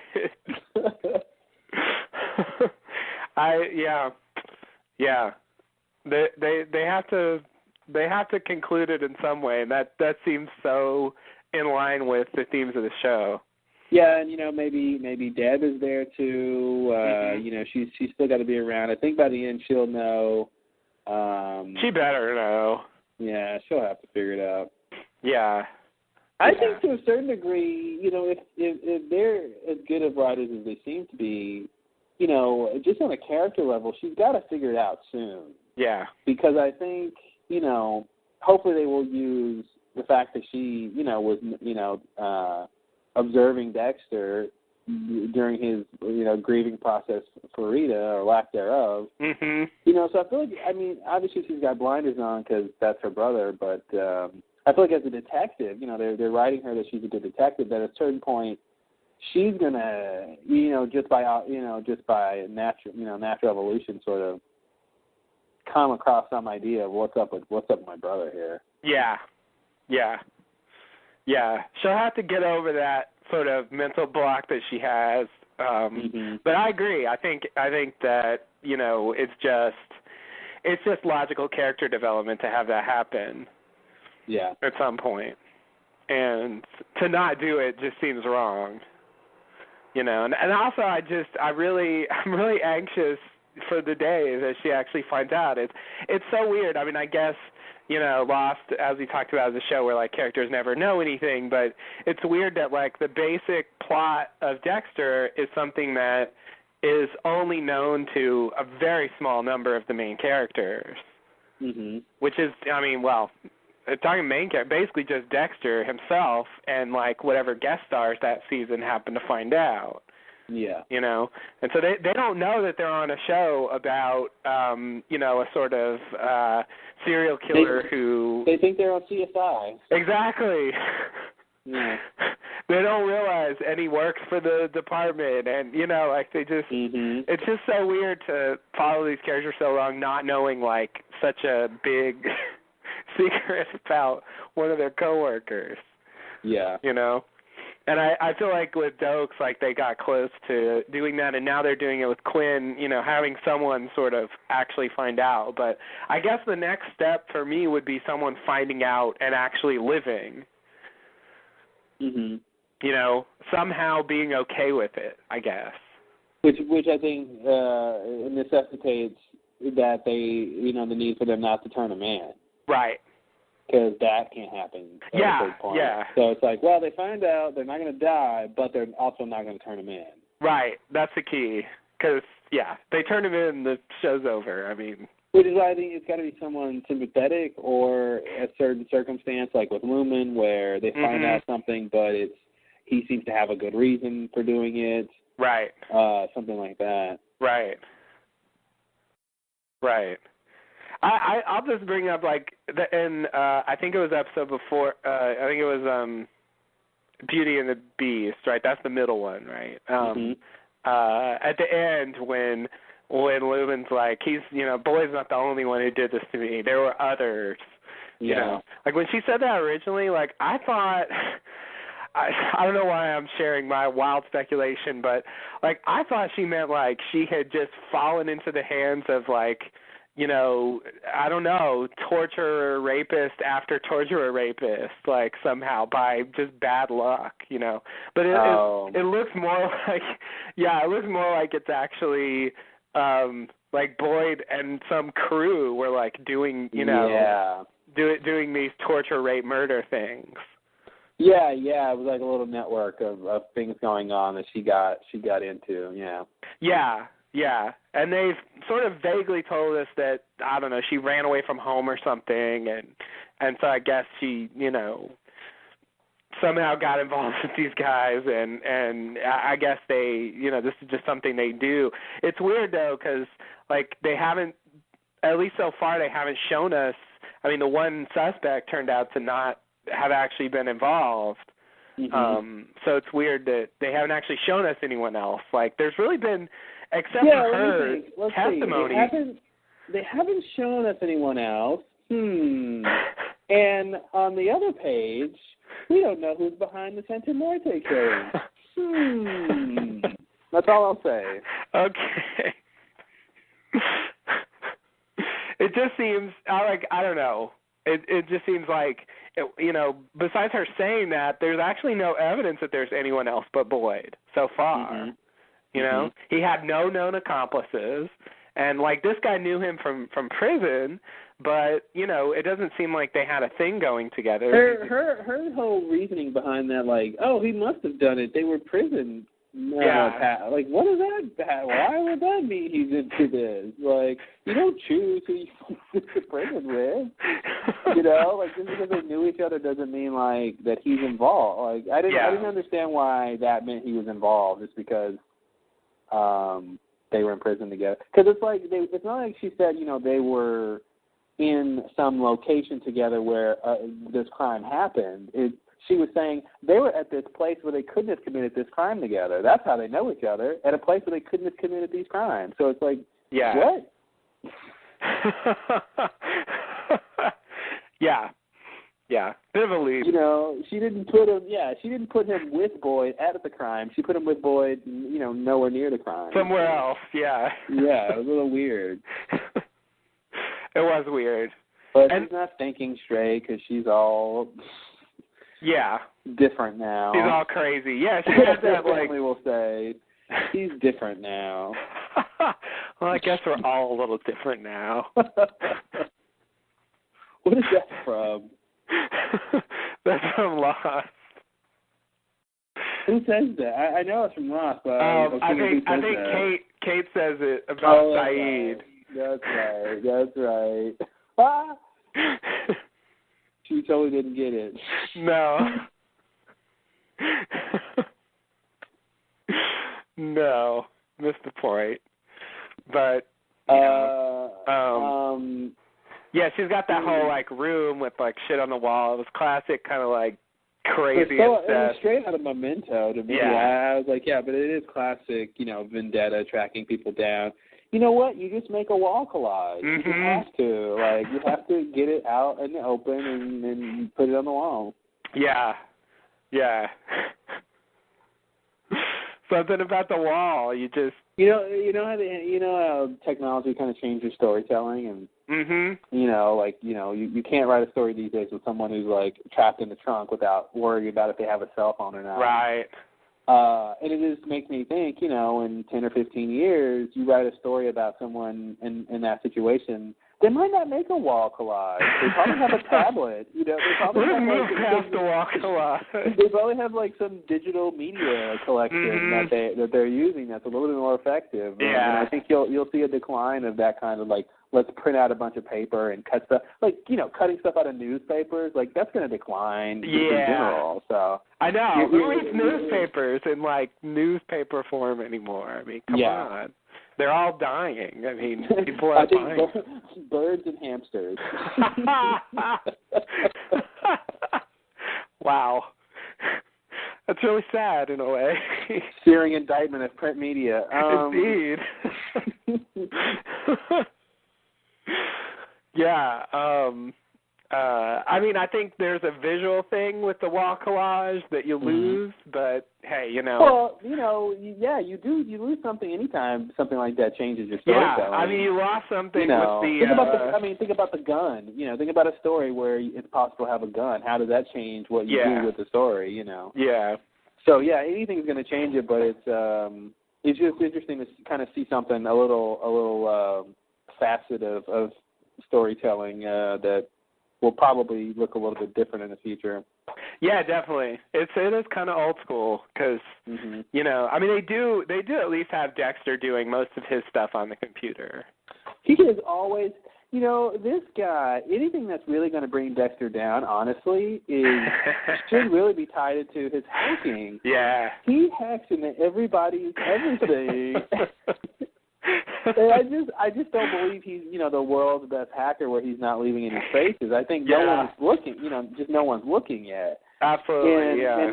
He's all in everything. I mean, and he uses his personal computer. So if anyone found out, like, okay, why are you tracking down people who end up dead right on your personal computer, stuff like that, it's like, all right, Dexter. Yeah, that definitely seems like a dangerous thing. When he hacked the truck rental company website, to get Boyd's information.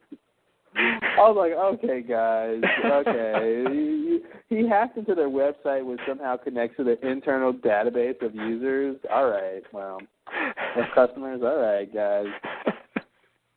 In 30 seconds. Yeah, it's weird. I hadn't really noticed, but yeah, I guess Dexter is at least like an amateur hacker. He's more than amateur. That's really weird. Well, I only say amateur because it's not his job, but. Oh, okay, yeah. But like he's pretty proficient, and yeah, it didn't really occur to me that was a skill of his. I mean, there really hasn't been a basis for why he's good at that. No, I mean they kind of insinuate he's technically inclined, obviously, but they never say he's this computer genius. But what's really funny in contrast is that scene where Dexter he brings the baby to work as a distraction, so he can go check up on the record the research that the computer does. And so Quinn comes in all suspicious, and Dexter leaves, and Quinn goes up to his computer and presses like a button or two, seemingly expecting everything Dexter was working on to just pop up. Yes.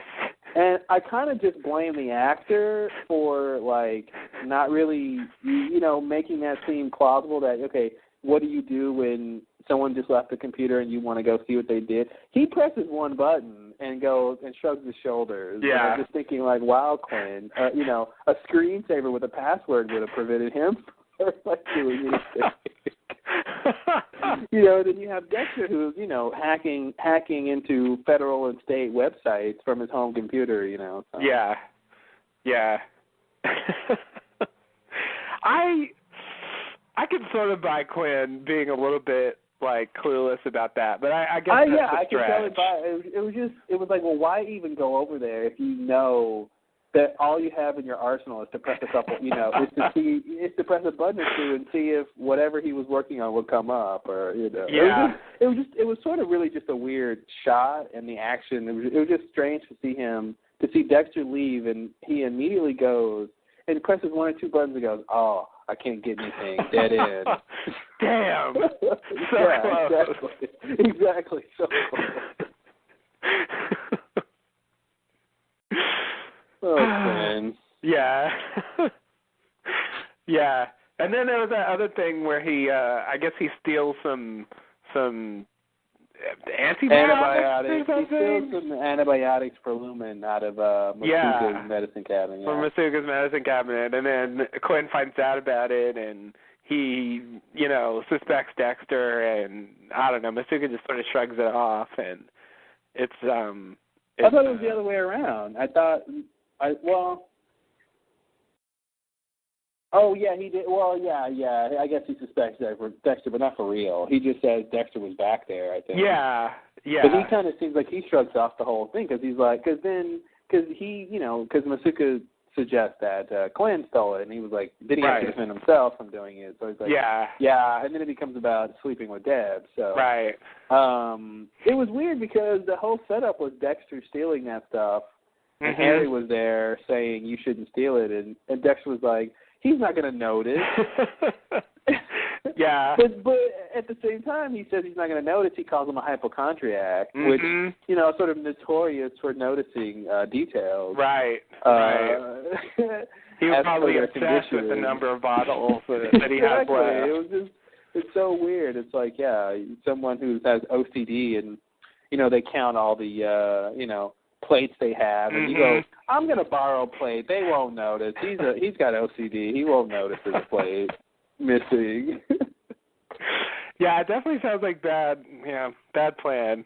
Yeah, I think in general, like Dexter, he almost is starting to remind me of Flash Sideways Saeed. Like, I really think this season has been a bit about Dexter making the wrong choices and not being on the top of his game. Yeah, like last season had a lot of that too. But I remember how smooth he was in the first season. Like every detail was covered, and he was just an efficient, like, killing machine. He got his work done. I think he actually did a better job of coming off as a fully functioning human being in the early days. Now, like, he doesn't really even make the motions of small talk or to pretend to smile or to even fake an emotion. like if he's not feeling it, he's not gonna show it. Like, yeah, you know, even if it makes you suspicious of him, like he doesn't care. And a lot of that has to do, of course, with the Rita stuff. But in general, it just seems like he's got too much other stuff going on to really do the finer details of, you know, dotting his I's and crossing his T's and sort of presenting that facade that he was good at earlier on. Yeah, you're right. So I guess that part's crumbling too. So it's like it's weird to see, like, he really hasn't done anything very well this season at all. Like, he's just sort of, I don't know, making a lot of mistakes. Mhm. And you know, I don't know. I'm surprised he's not being more careful. It seems like he's forgetting. It's like he's not even on his checklist anymore. Which is strange. Yeah. And in the last episode, Harry was there to remind him, you know, the first rule is don't get caught and all that stuff.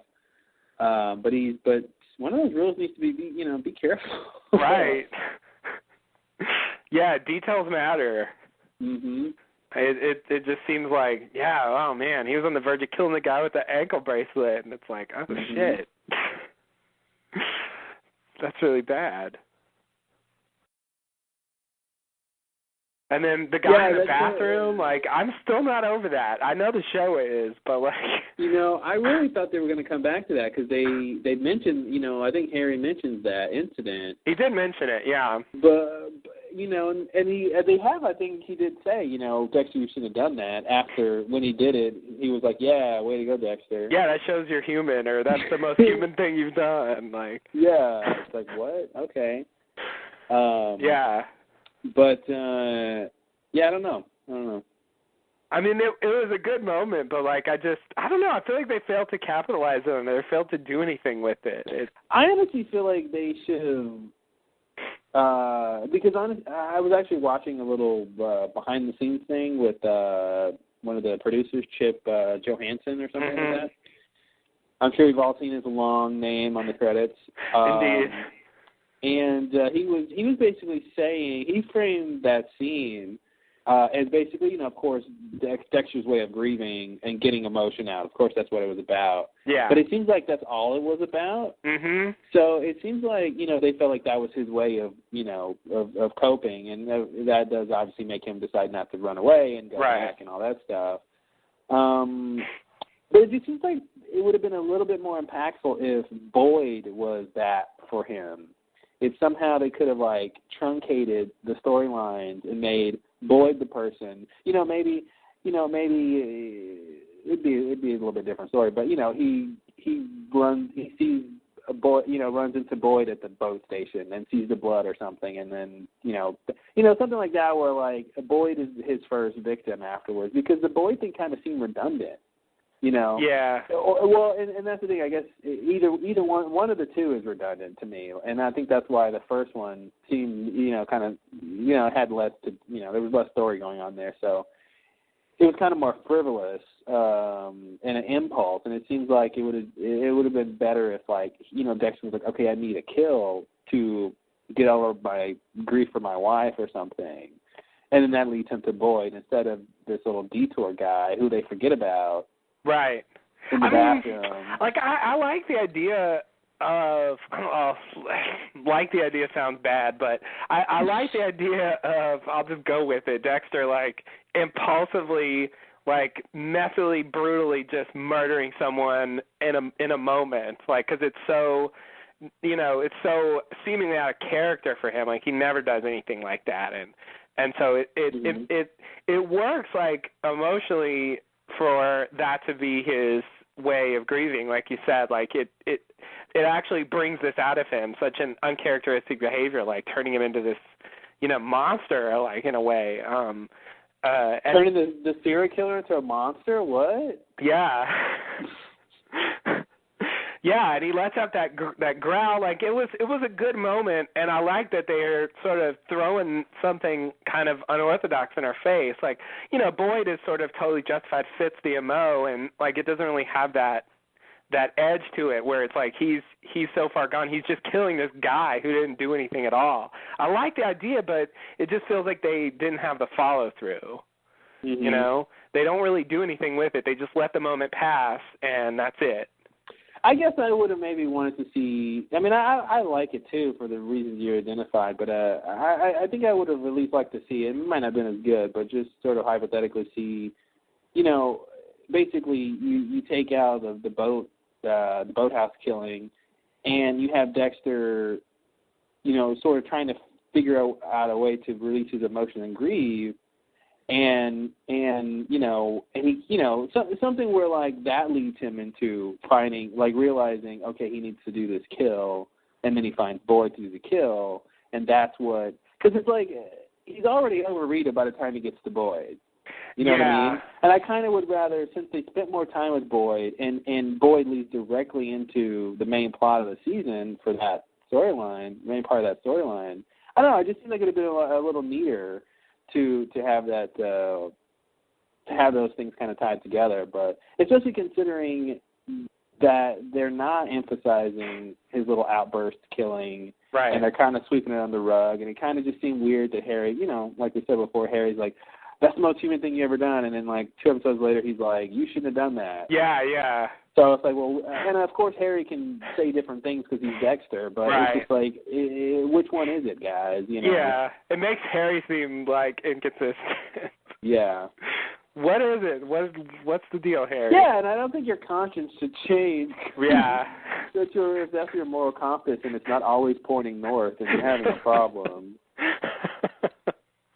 Yeah, no, I agree. That's weird. That's very weird. It just seems like that had potential, but I think you're right. Like it would be more efficient and cleaner writing to just tie it into the thing that matters. Because I like the idea of him having a big outburst like that, but I mean, you know, killing is what he always does when he needs to fulfill that emotional need. So it's kind of like, can he do something else? What else can he do? You know. Yeah. But it's better. It's Dexter. It's about a serial killer, so he's gonna kill and then growl, and you know. Yeah. Yeah. We can all forget about it. Yeah. Yeah. It's just strange to me to do it, but then to try to forget about it. It's just strange to me that they think that's gonna work. And honestly, if that's the most human thing he's ever done or that he's seen him do, he should be encouraging him to do more spontaneous things like that. More like, okay, Dexter, you feel this way at this particular moment, then you should act out in it. It seems like Harry should be always convincing Dexter to do the most civil and the most sort of morally correct things given the situation. Yeah. And it just seems like telling him, you know, giving validity to him killing someone who's an innocent in cold blood without thinking it through, without doing any of the Harry Code stuff. Yeah. Validating that in one instance is just weird, you know. It is. Yeah. Yeah. And it feels like the show, the writers didn't really think it would have that effect based on the way they've handled it. Or, you know, or maybe even a little line that, you know, maybe, hey, deleted scene, right? Or the line that Harry says. I forgot there were deleted scenes. Yeah, maybe it's a deleted thing. Where Harry tells him, you know, that's the most human thing I've seen you do, but you realize you shouldn't have done that, right? You know, because of blah, blah, blah, blah, blah, blah, blah, blah, blah, you just got, you know, the same stuff you would normally say, you're in a big mess now, blah, blah, blah. But it seems like without having those two things at the same time, you're just left with him validating it. So, right. You know. Yeah. Yeah, basically saying like, oh, that was healthy. Mm-hmm. You know, and it's like, really? Yeah, you want more of that? Yeah. That's how Dexter's going to become better, is to do more spontaneous killings? Yeah. No. Like, can Harry really think that? I mean, it just, it's a weird moment. Mm-hmm. I buy it on a level, but I agree. It should have been clarified, like what exactly was good about it and what was bad about it. Yeah. And they just didn't handle it right. It's like they had a skeleton of a good idea, and they just didn't quite pull it off. Mhm. Yeah, another little thing that kind of irks me in that episode, that second episode, is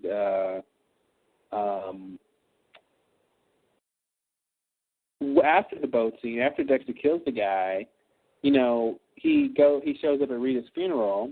Mm-hmm. But of course he was bloody, so he had to change clothes. He does show up in different not the clothes. Yeah. What really irks me is that he didn't put on a suit to come to his wife's funeral. Yeah. And again, I think it goes back to that idea of Dexter not being, the details being high on his list like they used to be. Yeah. Because since the FBI is there, he did miss a big meeting because they, they don't think he killed his wife, but, if he gives them cause to think it, they will. Right. And it's just, he missed that big meeting that day. He was running away. And it seems like, to me, you would want to show him realizing what he's got to do, be the grieving husband, put on that face, and actually mean it, because he does mean it, because he just had this emotion release. He just connected with his emotions, but put on the suit, show up, and show that and basically, throw someone like Quinn off the trail. And it was just so weird to me that the writers didn't have him do that, since they specifically had him change clothes. Yes. Why not have him change clothes into a suit, and then I wouldn't have this diatribe? So. Right. Yeah. No, I agree. That's weird. I mean, no one really comments on it, so it seems like it doesn't matter. Yeah, nobody cares. Yeah. Only me. Yeah. I mean, I didn't actually notice, but it's definitely something they should have done. To me, he just stood out like a sore thumb, being the only one at a funeral. Even the FBI agents, of course, had suits on. Well, yeah. And you just don't, you just usually see people at funerals with suits, especially if you're the spouse of the dead person. So yeah. When he showed up, I just thought that would have clicked in his head to be like, oh my God, what I'm doing? I'm running away. I just killed this guy. No, I'm going to go back. I'm going to do all the stuff I haven't been doing, which is, getting the details right. And he sort of didn't, and still kind of hasn't. So. Right. And I love how every time Deb walks into the room, he's looking at something he should be looking at, and he always just clicks that button. But I always think, sometimes, Dexter, you should be a little more subtle about that. Don't click it as soon as she walks into the room. Right. Wait 4 seconds one time. Wait, she's not instantly going to see what's on there just because she's in the room. Yeah, and it just seems very suspicious when you're always you seem to be looking at something, and then every time she walks in the room, there's nothing on the screen anymore. Every time you walk in the room, you click a button and you recline back in your seat, and then there's nothing on your screen, and I'm just like, what? No. Yeah, it's hard to believe he wasn't looking at anything, and why do you never leave up what you're looking at? Mm-hmm. She really should notice that at some point. I agree. That's that's classic. Because there's nothing wrong with being on your computer, so it just seems like to me he could, subtly just close what he's, doing and sort of pretend to keep working, not just as soon as she walks in, he closes it and he's done. Yeah. Yeah. Yeah, that just screams I'm looking at something I don't want you to see. Yeah. When, as you said, he has work excuses. I mean, he has reasons to be on a computer, so he shouldn't have to behave that way. But, yeah, it's true.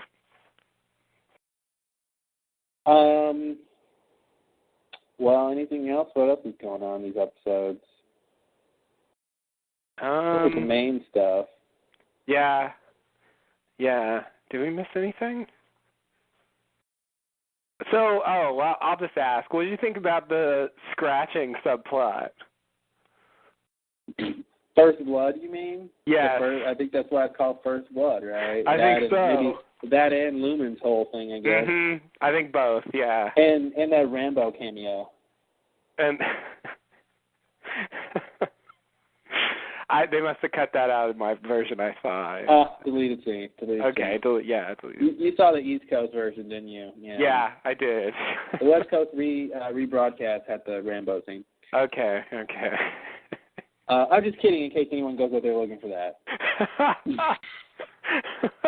I can't find this damn West Coast version. I mean, I was kind of happy when the last episode, when the psychologist told Dexter, you got nothing to worry about. The baby probably didn't register any of, Rita's death and any of that stuff. And, he's so young and he should be fine. And I'm like, okay, drop it. Yeah. But apparently they're not dropping it, and they're going to make a whole deal about is he or isn't he affected by what happened. So it's, I don't care that much, I mean, Harrison is barely a character to that extent, to an extent. So well, he doesn't talk, so it's kind of... He's like Don Draper. He's so impenetrable. I just don't know what he's thinking unless he's, spitting up on something.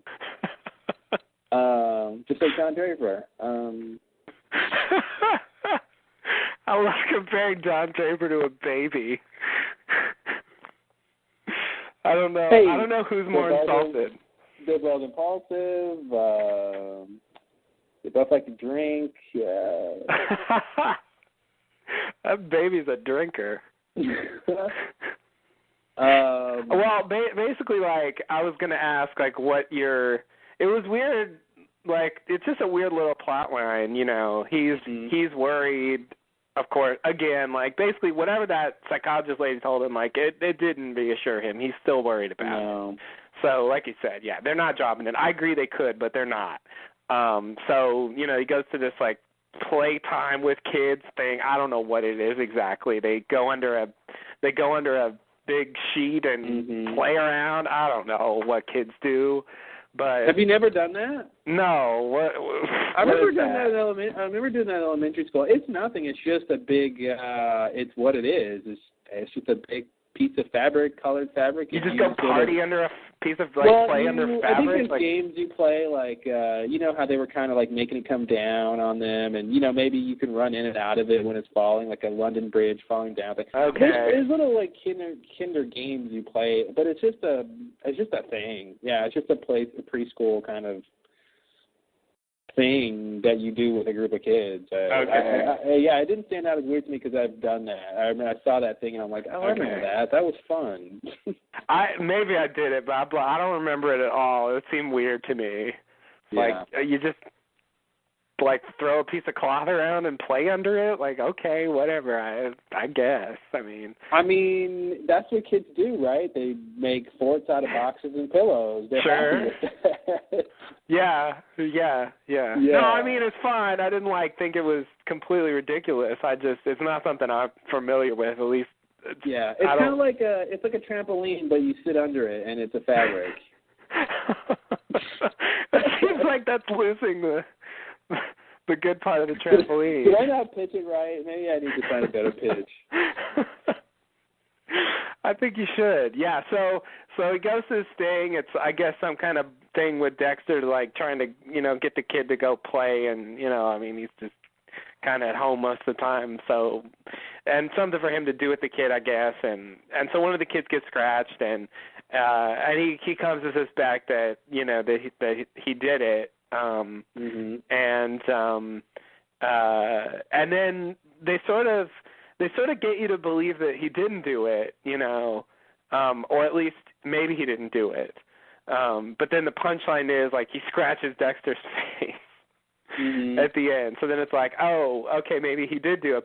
But then on the other hand, it's like they have, someone says something about, like, just because even if he scratches someone, that doesn't mean, he's going to turn into a serial killer. I mean, That's the psychologist said, that the kids display violent behavior, but it's just them releasing energy. It's nothing to be worried about.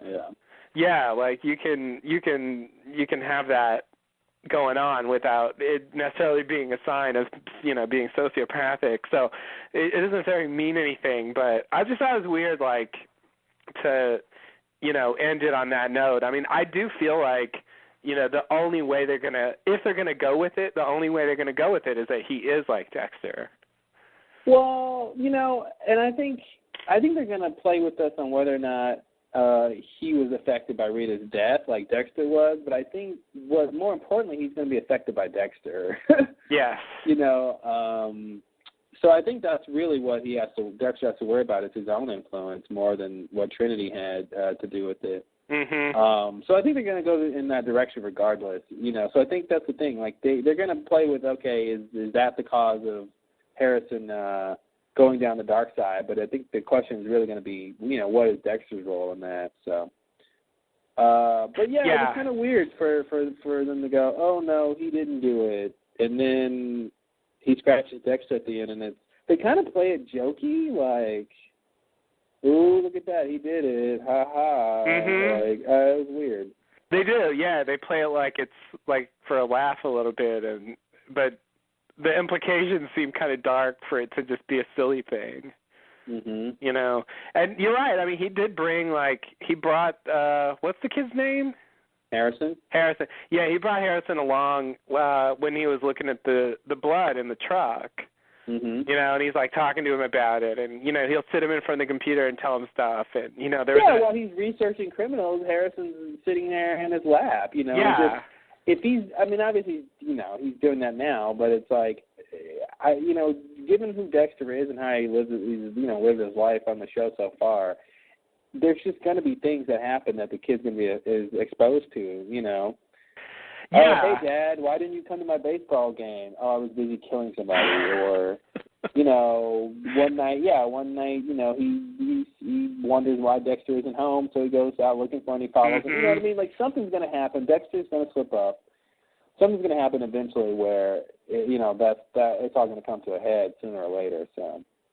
And it's also like he's talking to the kid very openly now, and of course, I don't think he really knows what Dexter's telling him, but it's like what. But when his first word is dark passenger, it's gonna be weird. Yeah, exactly. Like, at what point is he going to stop being so open with the kid? How is he going to decide when the kid actually is processing some of this? Mm-hmm. And kids are sponges. I mean, I think probably around the time the kid can start repeating stuff, Dexter will stop saying stuff to him. Yeah. But that'll be, past the point that the kid is understanding what he's saying. So, yeah. Exactly, yeah, because there's a certain amount of comprehension that precedes the ability to express it. So, it seems like a weird thing to do for a kid, especially if you're worried about them, like, turning into someone like you. Mm-hmm. It seems like he would want to... Honestly, those scenes where he's talking to Harrison would have been voiceover. It would have been different lines, and it would have been voiceover if Harrison wasn't around. So I think it was just them having a way of him talking to, his father-son bonding. Yeah. It's Bring Your Baby to Work Day, and Dexter's a serial killer. So, I think that's kind of how how it plays. But, sort of in the long run, you're right. It's, Dexter has to worry about what's going on with his interactions. Yeah. Since he seems, fixated on this issue of how this kid's going to turn out compared to him, it just, I don't know, it seems like he's not really concerned about those things. But you're right, it is a bit of a exposition contrivance just to, do it that way instead of voiceover. And, I think you could also make an argument, if Dexter was a different kind of character, psychologically, you might suspect he would never bring Harrison near any of that stuff. He would be so worried that he would influence him negatively that he would never bring him around any of that stuff. And that would be his major concern, But no, not for this Dexter. No, he seems to think it's just, like you said, father-son bonding. Like, hey, come with Daddy and see what he does. When is the episode, or when is the first time that Dexter's in the middle of a kill of the week, and he has no sitter? Yeah. And Harrison has to be there. Yeah. Covered in plastic in the corner, but seeing his dad kill somebody nevertheless, Yeah.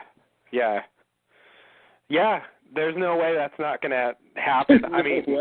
Whether they decide to do it on the show or not, that would happen at some point. Yeah. And probably will be on the show, I think. Mm-hmm. I can see them doing it. Oh, yeah. And then it's like, okay, you're really, that's kind of crossing the line, I think, if you're actually bringing the kid on a kill. Mm-hmm. Like, well, this show doesn't cross lines, so we don't have to worry about that. Good point. I forgot. No line crossing at all. Dexter, safe family entertainment. Yes.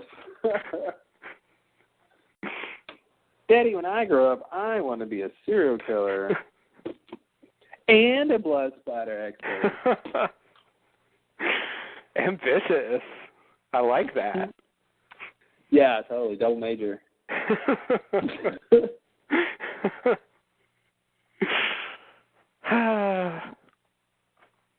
Yeah, this season, I'm into this season. It's pretty good. It's not, I think there is something missing, like to come full circle to where we sort of started here. Yeah. And yeah, it feels a little bit lacking in substance, like a little bit missing a certain component that would make it more compelling. I think it's Dexter. I really think I think the sparkle that he had is gone. Because I think there is something to see him having the attention to detail, to see him being able to talk himself out of situations and being sort of that smooth guy that he was before. I think that's definitely missing. I think that he's a little bit more boring in a way, because he's mainly he's just dealing with, the first part is dealing with the grief, and he's just less energetic. He's less his personality is kind of shrunk, I think.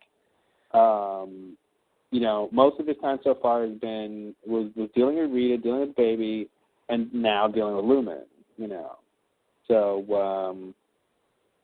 I think something in that area is what I think is missing. There's something about Dexter that's not the same this season. So. Yeah, I don't think that's it for me. I think I'm okay with where Dexter is. I agree he's not the same as he used to be, but I'm finding his current state entertaining. I actually like the Dexter-centric parts. I think for me it's the larger plot that is failing for me. Mm-hmm. It feels, the Lumen storyline maybe will go somewhere interesting, but so far to me it doesn't have the interest that the main plots had in previous seasons. Yeah. And then the Santa Muerte thing, as I said, also doesn't have enough weight. It just feels like all the main plots aren't dragging me along. For me, the character is okay. He's not like he used to be, but I can live with that. Well, I think you sort of saying a different version of my point, is that, Dexter is not interacting with those plot lines like he used to. Yeah. Like I think him and the Lumen plot line is not as interesting as I think this point. Something like him and Jimmy Smits. Mhm. Yeah. Or even Lila at the beginning. Yeah. So I think that's and part Trinity. of it. I think it's what Dexter is or isn't bringing to his current psychological state. It's sort of different, and I think that's sort of affecting how. I mean, obviously, it's not the reason that some of these storylines isn't sort of more interesting plot-wise, but I think in terms of what he brings, to those plots when he's in them, I think is, I don't know, not as interesting. Yeah. I think the Dexter and Lumen thing should be odd. It should be thrilling or something, but it's interesting enough. I'm watching it. Yeah, it's not horrible at all. It's working. Yeah. It's just I guess it's just suffering by comparison to, like you said, previous stuff. I mean, the Jimmy Smits Dexter stuff felt stronger, and the Trinity Dexter stuff definitely, and the Lila Dexter stuff, and the Ice Truck Killer Dexter stuff. All that just it had this compelling quality where you just wanted to know what was going to happen next, and I'm not feeling that yet. I guess because I really don't know where this is going. Like, I think next episode they're going to have something like that where it's going to boom. Here's what is at stake for the season. Yeah, they're gonna give us the next big chunk of story that's going to make us question like what the rest of the season's going to look like. I mean, they kind of have to. Yeah. Yeah, I agree. I'm just surprised, like, it's not totally clear yet. But I guess so far they've mostly just been setting up and getting getting the storylines going. I mean, it took a while to even just get him to meet her. Yeah. You know, that wasn't until, you know, the end of episode 3, and then from there it's a while before, you know, we even get anything out of her because she's just, you know, a mess basically. You know what was weird? I want to bring up. You mentioned maybe off podcast the little discrepancy that Masuka says. You know, it's 2010. Who smokes anymore? Oh yeah. And sort of timeline wise, it still should be 2009 on the show. Yeah. That whole thing was weird to me because, you know, that's the first part of the episode. Yeah, he says that in the beginning of the episode, or first, and then, you know, he says, who smokes? And then later, when Dexter goes to the motel where Lupin was staying, the lady is smoking a cigarette, the lady behind the counter smoking a cigarette, you know, next to the baby, next to Harrison. And so I'm like, that's weird. You said, like, nobody smokes, and here's this lady sort of just, like, blatantly smoking. And then, of course, Dexter makes a comment, oh, sorry, Harrison, I exposed you to your first, you know, smoke. Oops, I thought that was so weird for him to just be like, oops, and I'm like, you're a serial killer, Dexter. You should be way more careful, because, oops, I taught you how to kill people without getting caught. Yeah, that is a good oops. But it was just weird to me that they set up this idea, this joke, really, this one-off joke that nobody smokes anymore. Throwaway line, basically. Throwaway line, and they come back and they show this character who's really sort of defined by being a smoker, honestly. Yeah. Because the next time we see her in the last episode, when Dexter shows up and she says Lumen went to, you know, the bridge place where the bad people are. She's smoking again. I don't know. Maybe it means nothing, but it's just weird to say, like, it's 2010, nobody wears purple shirts anymore, and then everyone's wearing a purple shirt or something. You're right. I mean, I didn't notice at all, but that is weird. Because, you know, you just, you know, again, what I like about the 2010 joke is it's somewhat true, but of course it's a joke. So, you know, the large implications is funny that, you know, it's hard to find smokers because there's a whole anti-smoking campaign, blah, blah, blah. Yeah. Culturally. But so it's just weird to see someone smoking next to a baby because you sort of know that's not good, right, especially for a baby. And so it just is weird when they frame that scene. I'm like, she's smoking next to a baby, and they just had a joke where they said nobody smokes. Like, huh? Because if she wasn't smoking next to the baby, you know, then it wouldn't have been so blatant to me that they seem to be saying something. Yeah. You know, they're putting it in a context where it stands out, and they made it. You know, he makes a comment about it, like, right. You know, so I don't know. That was weird to me. That is weird. I don't know. Does anyone else? Can you name another character who smoked on the show? I don't think so. Smoking recently? Yeah. No. I mean, as Asuka said, I mean, you just don't see smoking that much these days from, you know, I mean, in life and, you know, on TV. Mhm. You know, it's you see, unless you watch Mad Men or something. Exactly. You know, and that's the thing. They smoke around the baby, and it's like, oh, no, you shouldn't do that, but it's the 60s, so you can. Exactly. Yeah, they don't care. Everybody smokes. It's no big deal. Yeah. So it makes sense there. And really, they're doing it to emphasize how different it was. Mhm. You know, so you just, yeah. I don't even remember that being a thing with the baby. I guess, I don't know, I was focused on something else. I forgot, like, he told her she was his wife. I guess that's why he says that to her when he goes back to the hotel. Exactly. I didn't even remember that was the same character. Yeah, I'm that's a bad what was viewer. weird because the next time we see her, she's in a different, you know, she's outside instead of inside. But what is she doing? She's smoking. Yeah. And it was just weird to me. So, you know, they could have shown her a second time and have her not smoke, and no one would have said anything. But it's weird that every time we see her, she's the smoking lady at the hotel. Yeah. That's. I mean, as little as we get of her, that's her thing. She's smoking. Yeah, lady. That's what's so weird. Like, that's her thing. All right. Anyway, as you can see, I like to pick out details. You do. You're all about the details. Yep, I'm the anti-Dexter. You're not slipping up. No. If I was a serial killer, you would not catch me. You're still catching things. Like details, I think I only notice details when they really bother me, and I guess that one didn't bother me. Mhm.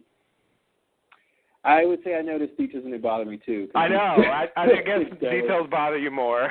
Yeah, more often. No, it definitely bothers. Well, yeah, especially when it's I don't understand, why certain things are happening. Right.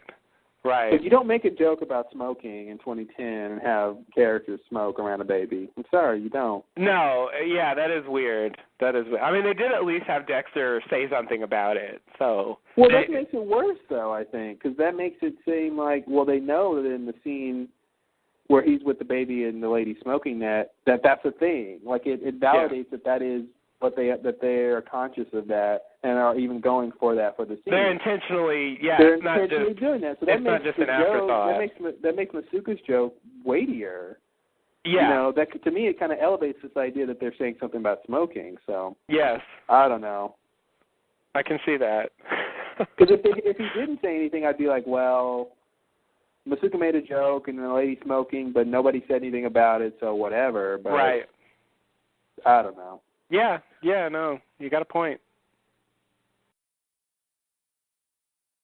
Purple shirts, wear a suit to a funeral, and quit showing smokers after you make smoking comments.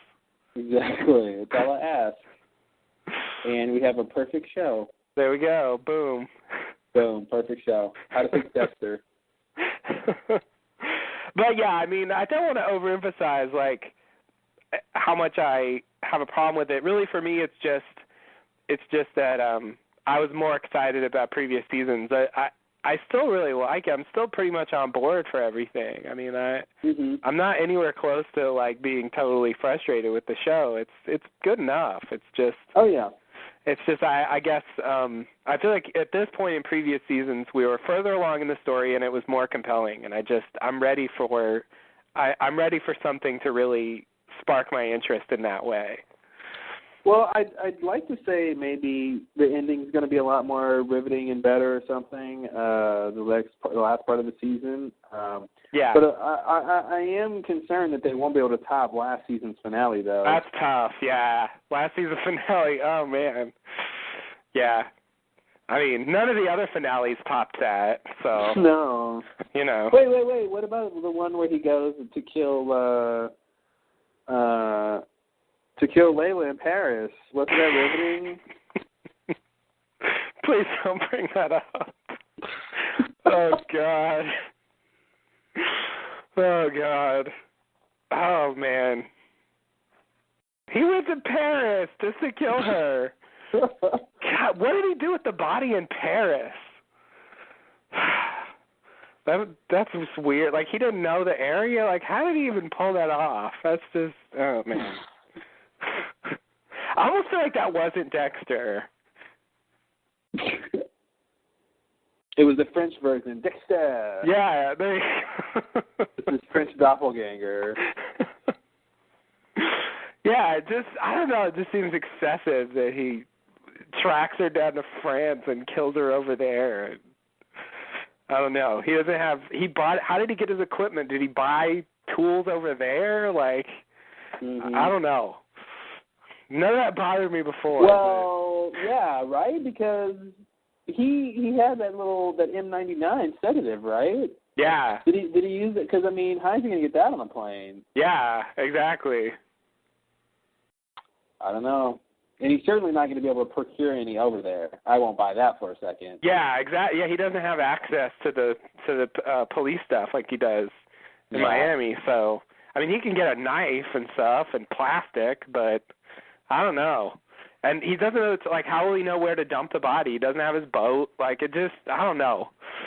None of that ever bothered me, but now it does. Well, it does. Season 2, worst finale of the show so far. Yeah. No question. That was a mess. Season 2 had a lot of good parts, but man, that finale was a mess. I'm going to burn you, Dexter. I'm going to burn you and the children. And the kitties too. You know, if that were a direct quote, it would be okay. Exactly. That was just... You don't like my paintings. I'm going to burn you. That's what she sounds like. Yeah, it's... I don't know. Close enough.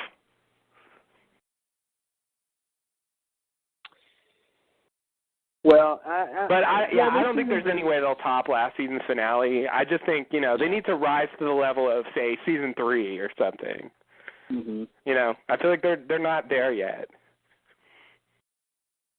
It's midway through the season, they're not at the end yet? No. I know what you mean. Yeah, I think I pretty much agree with your sentiments about this season so far. I mean, it's I'm still on board. I think there's a little X factor missing, a little sparkle. Yeah, definitely. A little pizzazz, a little je ne sais quoi, maybe. Yeah. So, but honestly, I think once we figure out what's up with the Santa Muerte storyline and what Lumen's going to do in the long run, I mean, I guess at the end of the season she's going to go home, right? Yeah. Or do you think she's dead? Either that or die. I mean, it's one or the other. I could see it going either way. It depends on where her storyline goes, which one is more likely. At this point, I don't know. Yeah, I think she's not going to die. Something tells me she's not going to die. Okay. I think she'll end up working out her problems. Dexter will help her work out her problems, and then she'll go home. Okay. Because I think I feel like hopefully what'll be the big problem at the end of the season will be the Santa Muerte stuff. Okay. You know, and maybe Lumen's stuff will just fulfill the kill of the week stuff. Mhm. You know, he can help her track down people, and they can have character development about being a serial killer, not being a serial killer, and but maybe the bigger threat will be from the Santa Muerte stuff. Yeah. Because I think once we see where these guys, the club that these guys went to, I don't know. The writer in me tells me whoever owns the place is behind it, or you know, they're going to find a clue at that place to lead them to who. Because I feel like there's a smarter, better villain behind what's going on with these guys. I feel. Yeah, like. you would think so. It seems a little bit lame-o, just like a couple of guys. And is there even? Have they said like what the motive? They're just kind of killing. I think that's going to be the big thing. Is what this whole. Voodoo-ish kind of stuff, like, what's the motive and why this way? Why aren't they just regular killers? They're doing all this crazy stuff. Yeah, and they showed the one guy with the machete. I mean, it just doesn't seem like he would give a shit about setting up, like, this elaborate, like, Santa Muerte, like, setup. Like, who cares? Just kill, like, I don't know. Yeah, I don't know. Maybe we'll find out, like, that those killings were like sacrifices, like the guy who's their boss, like, I don't know, he demanded some, I don't know, he's into, maybe he's the Santa Muerte, priest or something. And, okay, yeah. And, he's had these people go out and, I mean, obviously it should be more interested in this, but like, I feel like he's the one instructing them to do that stuff. Yeah, that makes more sense, because it just seems so arbitrary right now. Like, they're just like, hey, we want to kill people. Let's just, put some stuff around them and there were a lot. I think they had that scene where they were going through the footage of the ATM footage of all the victims. Mm-hmm. And they seem like a lot of people. Yeah. We've only seen like 2 or 3 killings, I think, and they seem to say they were like almost 10 people, or at least 5 or 6. Yeah.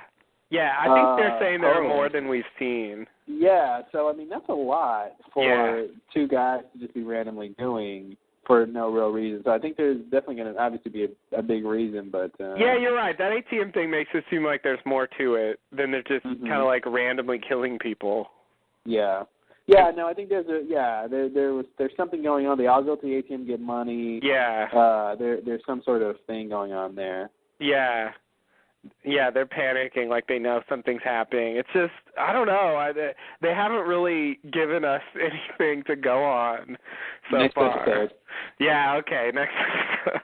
I'm calling, man. I'm telling you, all your questions will be answered next episode. Okay. Can't wait. I'm ready. Every question you have ever. Wow. What's the meaning of life?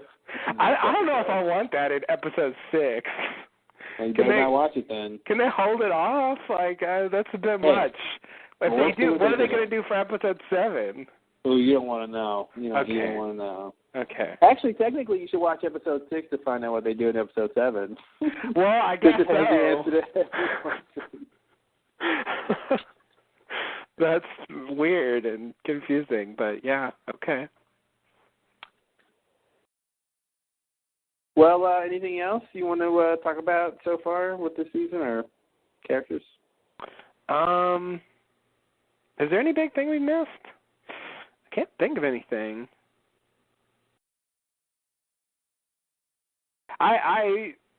I'll just reiterate, I am glad that they've, at least so far, dropped the Kill of the Week thing. Yeah. And I'll reiterate, I don't miss Rita and the kids. Yeah. I mean, I didn't have a problem with him there. I just, so far I don't mind that he's unencumbered to the extent that the Rita and the kids are gone. Yeah. He's still got that baby, though. Well, yeah, I mean, he's almost worse off because it's just him and the baby. Yeah. It's almost worse than when Rita and the kids were around. Exactly. So. Yeah, it seemed like even though Rita was somewhat nagging at times, she did take care of a lot of problems for Dexter. I kind of miss Rita. I can live without the kids. Mm-hmm. I think she brought a certain something to the show. I guess I don't totally miss her, but I do think the show's different without her. Yeah. It feels different. I'm wondering how long Dexter's actually going to have Harrison. Because I just sense at some point he's going to realize being a single dad serial killer might be a little dangerous for the baby.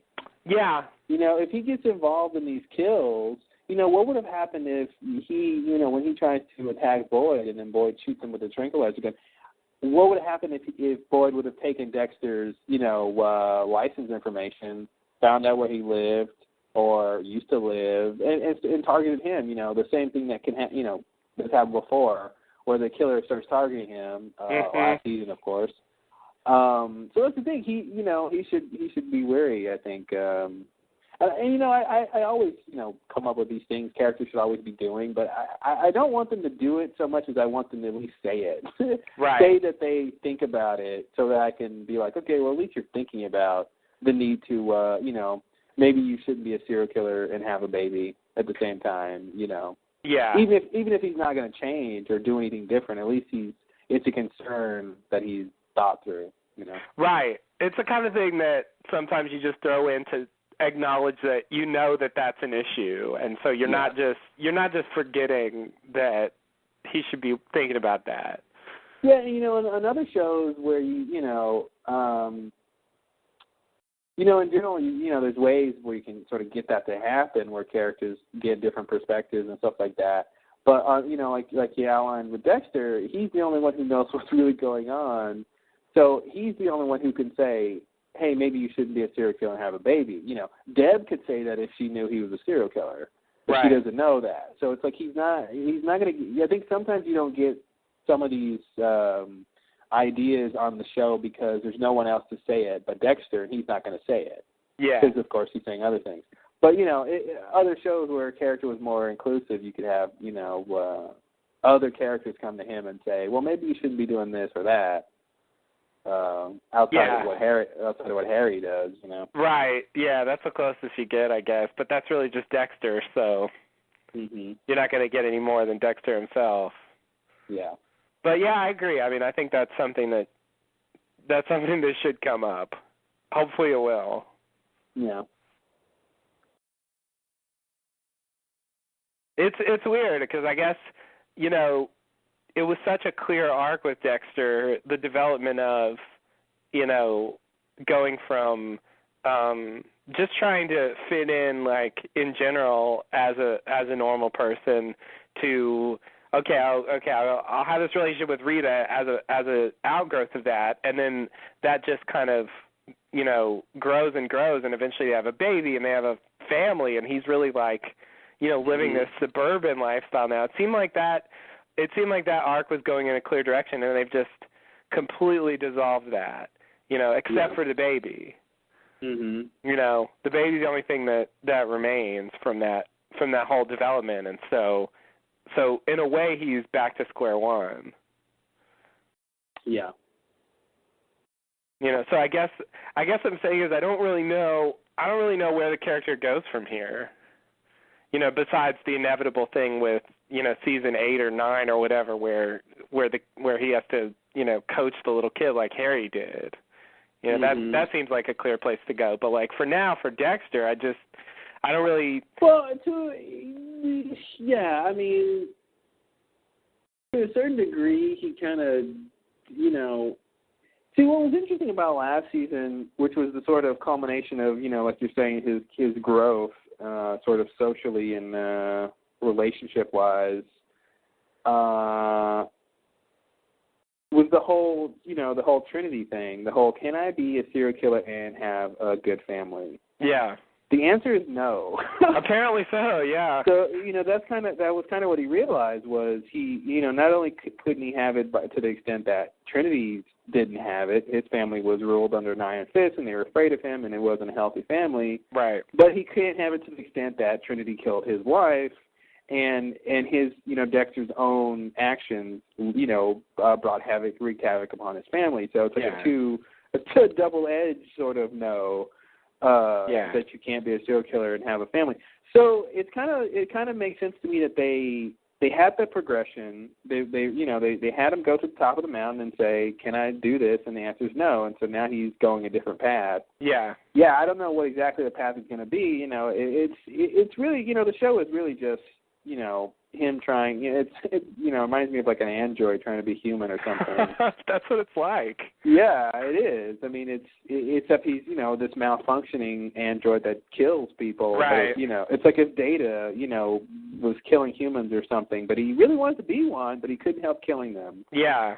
Yeah. So I you know, they're going to do more stuff like that with him trying to round out his emotional landscape. I guess I could say.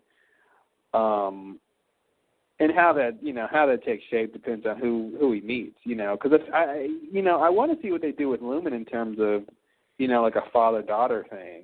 Yeah. You know, I don't know how much they're going to go on that end of in terms of coloring their relationship that way.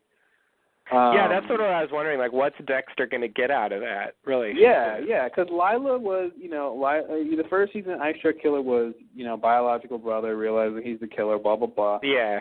You know, Lila was the romantic confidant he could share a secret with. Yes. Prado was the, you know, brother, family member he could share a secret with here. You know. Yeah. And so, you know, now you have Lumen, who is sort of, you know, not really his peer, and, you know, someone who's younger and who. And Lithgow was sort of like the older, like, role model. Yeah, exactly. Yeah, and Lithgow was the role model, the sort of father figure, really. Yeah, more of a father figure. Yeah, can I live up to be like him? And so now you have, I think, Dexter in this obviously, you know, father role. He's a single dad now. So I'm wondering if that'll be part of it too, where, you know, they'll get into that, and not anything in terms of parenting, but just in terms of that kind of cross-generational relationship. I mean, and that's the thing. I don't know how old Lumen is supposed to be. I guess maybe they told us, maybe we saw somewhere on some forum or something how old she was when he looked up her records or something. But you know, she definitely seems younger. So. Yeah. Yeah. I think they told us, but I don't remember. I think she's younger than Dexter. She's in her 20s, right? Yeah. She's in her 20s, yeah. Yeah, something like that. I mean, she's still in that, like, I ran away from home and my parents want me to come back. Like, she can't be too old, I think, and be in that kind of plot. You can't be 45 and be like, I just ran away from home and because My parents won't let me watch TV late at night? No. Okay. Well, I should stop doing that then. I guess so. You're 45? Well. Wow, what a revelation. After all this time. I moisturize at night.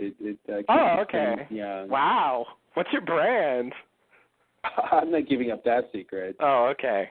All right. Not unless they want to sponsor this podcast. Good point. God, if we ever start selling face cream on our podcast, I think we're done. Yeah.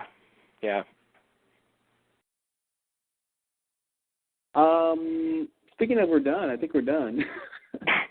Podcast-wise. You got anything else? No, I think that's pretty much it. I think that's a good, I think we covered all the big points. All right. Well, thanks for listening, everyone. We'll be back with the next batch of episodes, probably 2 weeks or something like that, unless the next episode is so darn good that we just can't hold our podcast and have to get on it. Yes. But we'll say something about him eventually. Yes. So stay tuned and check out the forum and the website. We'll let you know when the next podcast is up. And take it easy. Yep. See you later, guys.